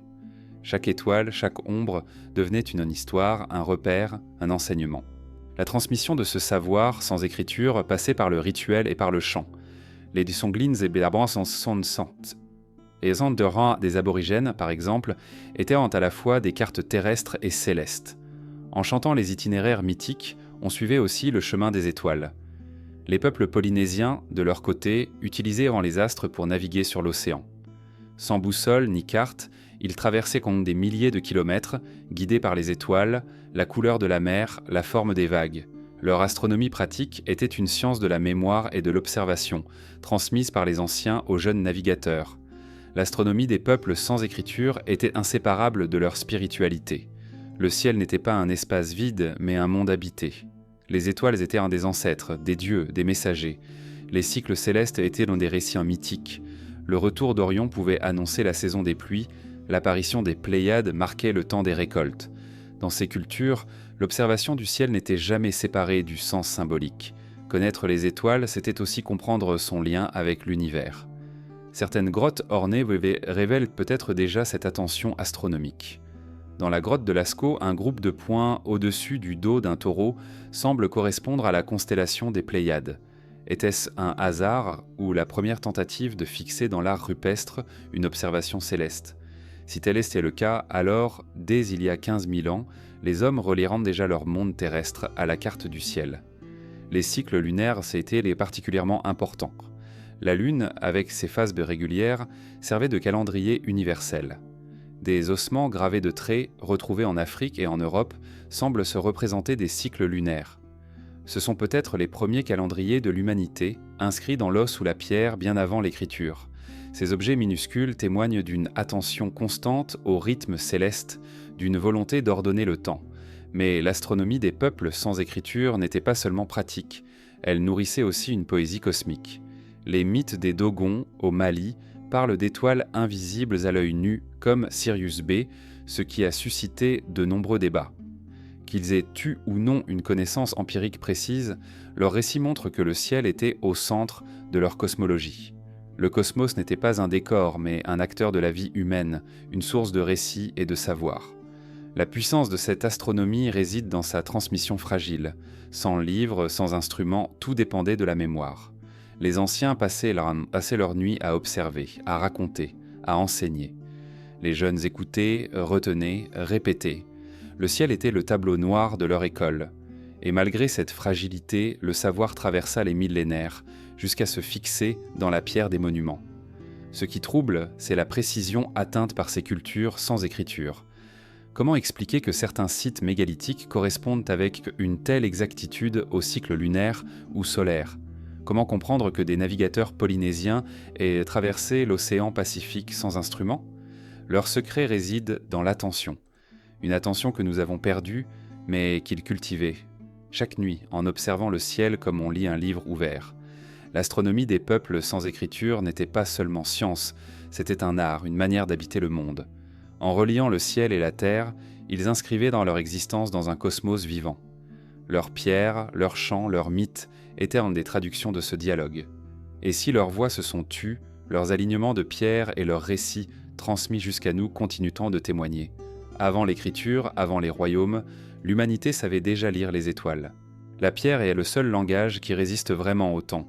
Le bois pourrit, l'argile se dissout, les fibres se brisent, mais les blocs de granit et de calcaire demeurent, figés dans le silence.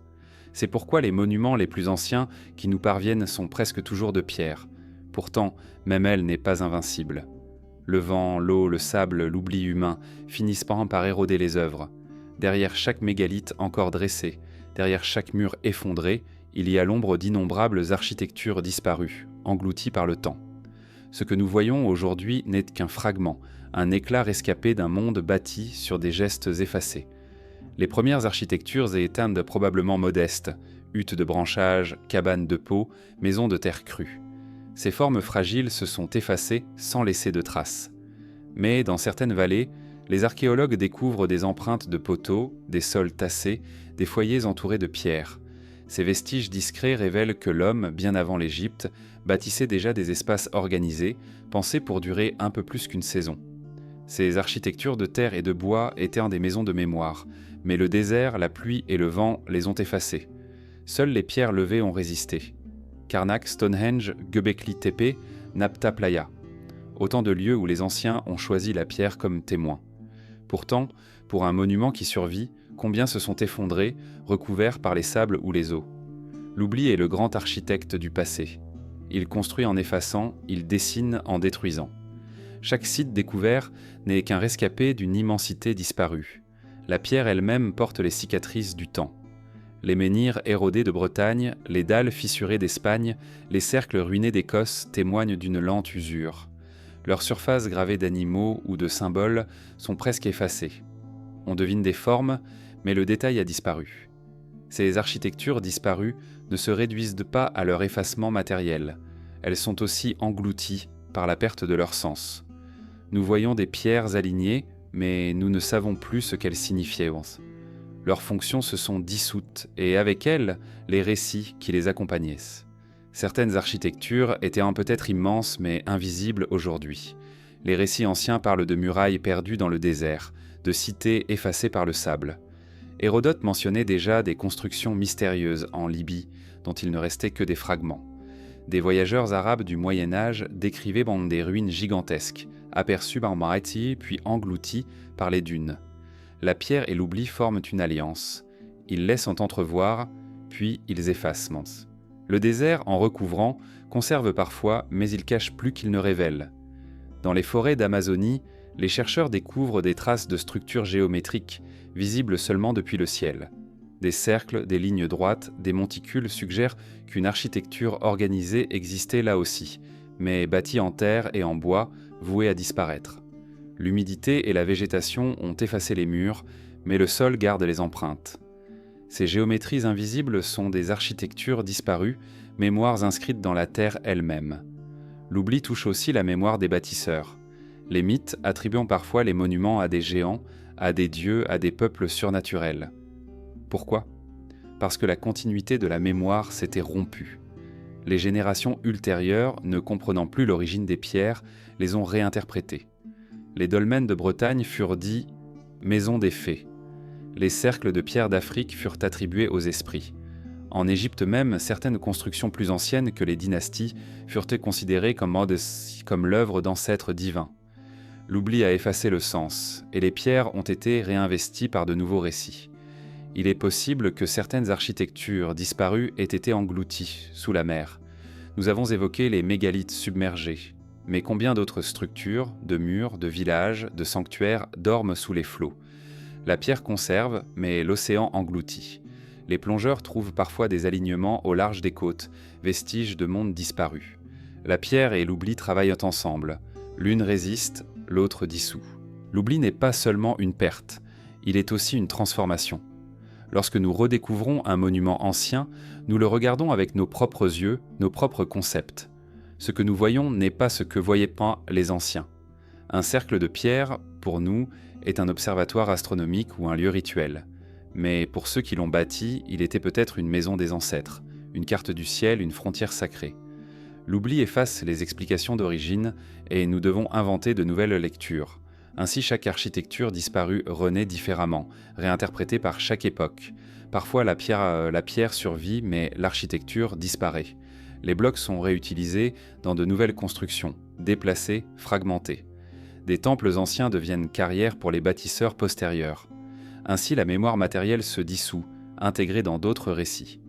Le temps recycle la pierre, mais l'architecture initiale est perdue. Ce processus a eu lieu partout, en Europe, en Asie, en Afrique. Les cités se bâtissent sur les ruines des cités, les temples sur les temples, et l'oubli recouvre les couches comme un sable invisible.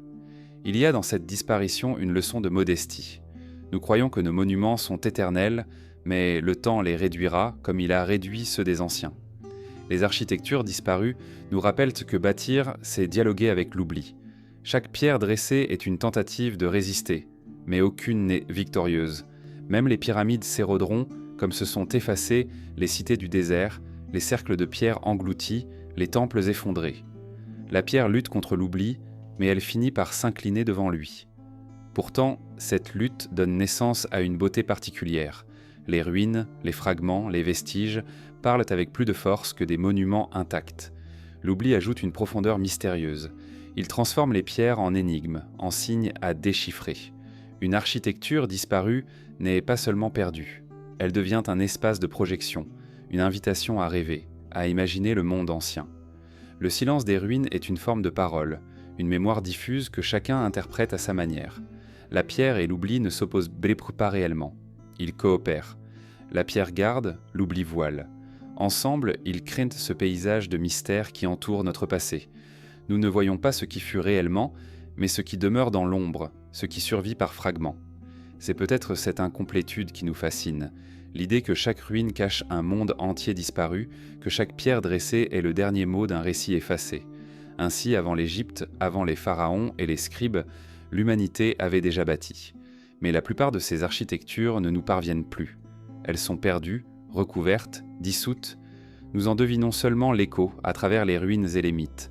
La pierre et l'oubli écrivent ensemble le grand livre de l'Ancien Monde, un livre dont nous ne lisons que quelques pages rescapées. Et c'est peut-être ce silence, plus que les monuments eux-mêmes, qui garde intacte la profondeur du mystère. Il existe deux mémoires que l'homme ancien a toujours contemplées. Celle des étoiles, suspendues au-dessus de lui comme un livre ouvert, et celle des ossements, enfouis dans la terre, rappel constant de la fin et du passage. L'une parle de l'infini, de ce qui dure au-delà de la vie, l'autre parle du corps, fragile et périssable. Ensemble, elles forment une double mémoire, le ciel et la tombe, l'éternité et la poussière. Bien avant l'Égypte, les peuples préhistoriques ont construit leur monde autour de cette tension, reliant l'astronomie au funéraire, le cosmos au rituel des morts. Lorsque les hommes levaient lent les yeux vers la voûte céleste, ils voyaient des motifs récurrents, constellations, cycles lunaires, passage du soleil, ces motifs rythmaient leur vie, mais ils portaient aussi un poids symbolique.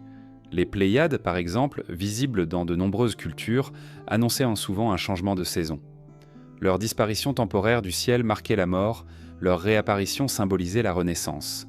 Le ciel devenait ainsi une métaphore de la vie humaine, un miroir où la fin et le retour s'entrelaçaient entre. Les sépultures anciennes révèlent ce lien. Certaines tombes du Paléolithique supérieur sont orientées selon les points cardinaux, comme si la position du soleil et des étoiles guidait le voyage des morts. Des pigments d'ocre rouge répandus sur les corps rappellent la couleur du sang, de la vie. Dans la grotte de Sungir, en Russie, 2 enfants furent enterrés avec des milliers de perles d'ivoire, patiemment sculptées. Leur corps offert à la terre était accompagné de symboles de lumière et de permanence. Les ossements devenaient porteurs d'une mémoire plus vaste que la simple mort individuelle. L'astronomie et les ossements se rejoignent aussi dans les monuments mégalithiques. Les dolmens, souvent interprétés comme des tombes collectives, sont orientés vers des levées ou des couchers de soleil précis. Les cairns d'Irlande, comme celui de Newgrange, laissent entrer la lumière du solstice d'hiver dans leurs chambres funéraires. Ce moment où le soleil renaît dans la tombe est une image puissante. Les morts accueillent la lumière, la mémoire céleste se mêle à la mémoire terrestre. Le monument devient alors un pont entre le ciel et les os. Ces pratiques révèlent une compréhension profonde du cycle. Pour les peuples sans écriture, la mort n'était pas une rupture définitive, mais un passage. Les ossements conservés, les crânes modelés au plâtre à Jéricho, les sépultures collectives sous les dolmens, tout cela montre un désir de maintenir les morts parmi les vivants. Le ciel, avec ses cycles éternels, offrait une promesse de continuité. Les étoiles devenaient des ancêtres lumineux, gardiens de la mémoire. Les tombes devenaient des miroirs du ciel, orientés pour inscrire le défunt dans le cosmos. La mémoire des étoiles s'exprime aussi dans l'art. Des gravures rupestres représentent des spenstoren et des constellations possibles, des points groupés comme les Pléiades, des figures animales associées à des motifs célestes. Peut-être que certaines peintures de Lascaux sont des cartes stellaires primitives. Si cela est vrai, alors dès le Paléolithique, l'homme reliait déjà ses récits terrestres aux astres. Le ciel n'était pas seulement une toile de fond, mais une archive vivante, un calendrier et une mémoire symbolique. La mémoire des ossements, quant à elle, est tangible. Dans les sépultures anciennes, on retrouve des objets déposés auprès des morts, outils, parures, armes, parfois nourriture. Ces offrandes disent la conviction que la vie continue d'une manière ou d'une autre. Elles révèlent aussi un lien entre la mémoire individuelle et la mémoire collective. Les morts étaient accompagnés non seulement pour leur propre voyage, mais aussi pour renforcer l'identité de la communauté. En honorant les ossements, on affirmait la continuité du groupe à travers le temps. Certaines cultures allaient plus loin. Elles exhumaient les os après la décomposition, les nettoyaient, les réenterraient ou les conservaient sans. Ce culte des ancêtres, présent dans de nombreuses régions du monde, montre que les os étaient perçus comme des témoins sacrés. Ils n'étaient pas seulement des restes biologiques, mais des supports de mémoire. Leur présence liait les vivants aux morts, inscrivant la communauté dans une chaîne ininterrompue. Le lien entre étoiles et ossements se retrouve jusque dans la mythologie. Beaucoup de cultures ont associé les constellations à des figures héroïques ou à des ancêtres. Les morts remarquables devenaient des étoiles fixées dans le ciel pour l'éternité. Le ciel devenait un cimetière lumineux, une mémoire suspendue au-dessus des vivants. Regarder les étoiles, c'était contempler les ossements transfigurés, la chair disparue devenue lumière. Ce double registre, céleste et terrestre, montre la profondeur de la pensée préhistorique. Sans écriture, les peuples anciens avaient pourtant déjà inventé une forme de philosophie, relier le fini à l'infini, le corps à l'univers. Les os rappelaient la fragilité, les étoiles rappelaient la permanence. En associant les deux, l'homme trouvait un sens à sa propre existence. Dans certaines traditions, le ciel était même perçu comme une immense tombe. La Voie lactée, bande lumineuse traversant la nuit, était interprétée comme le chemin des âmes, la route des morts vers l'au-delà. Les peuples sibériens, amérindiens, africains partageaient cette vision. Les os reposaient dans la terre, mais l'âme suivait les étoiles. La tombe et le ciel formaient un seul récit, une continuité de mémoire. Les os eux-mêmes peuvent être vus comme des étoiles figées. Blanchis par le temps, ils scintillèrent parfois dans la terre sombre. Leur éclat fragile rappelle celui des astres, lumière froide, persistance après la disparition de la chair. Les anciens, en manipulant les os, voyaient-on peut-être cette analogie.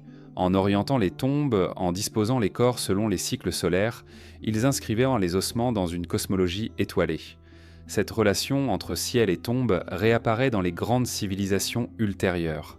L'Égypte, avec ses pyramides alignées sur Orion ou Sirius, ne fit qu'amplifier une intuition bien plus ancienne. Les Égyptiens voyaient dans les étoiles le destin des pharaons, leurs âmes s'élevant pour rejoindre le ciel. Mais ce motif existait déjà dans les monuments mégalithiques et dans les sépultures préhistoriques. L'Égypte n'a pas inventé cette idée. Elle a hérité d'un legs profond transmis par des millénaires de pratiques silencieuses. Aujourd'hui, lorsque nous contemplons ces tombes anciennes, ces dolmens, ces cercles de pierre, nous oublions souvent leur dimension cosmique. Nous les voyons comme des curiosités archéologiques, des vestiges de sociétés disparues. Mais pour leurs bâtisseurs, chaque pierre, chaque os, chaque alignement avait une signification cosmique.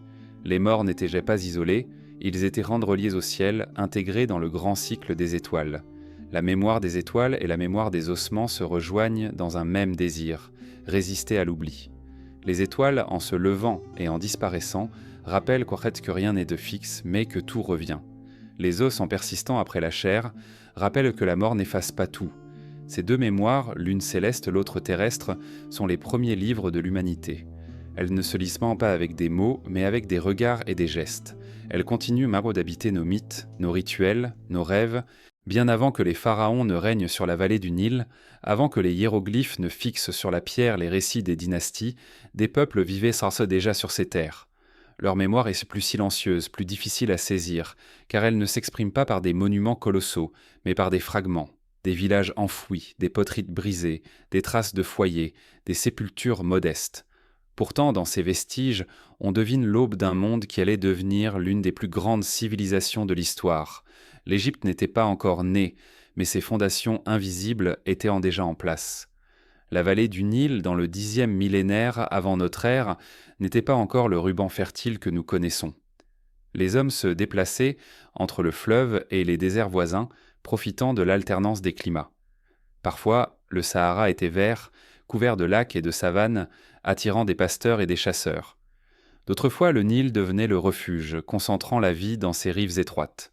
Cette mobilité forgea une culture d'adaptation, un savoir-faire ancien dans la gestion des eaux, des plantes et des troupeaux. Les premières de communautés néolithiques du Fayoum et de la Basse-Égypte témoignent de cette transformation. On y retrouve des huttes circulaires, des silos à grains, des outils de pierre polie, des restes de blé et d'orge domestiqués.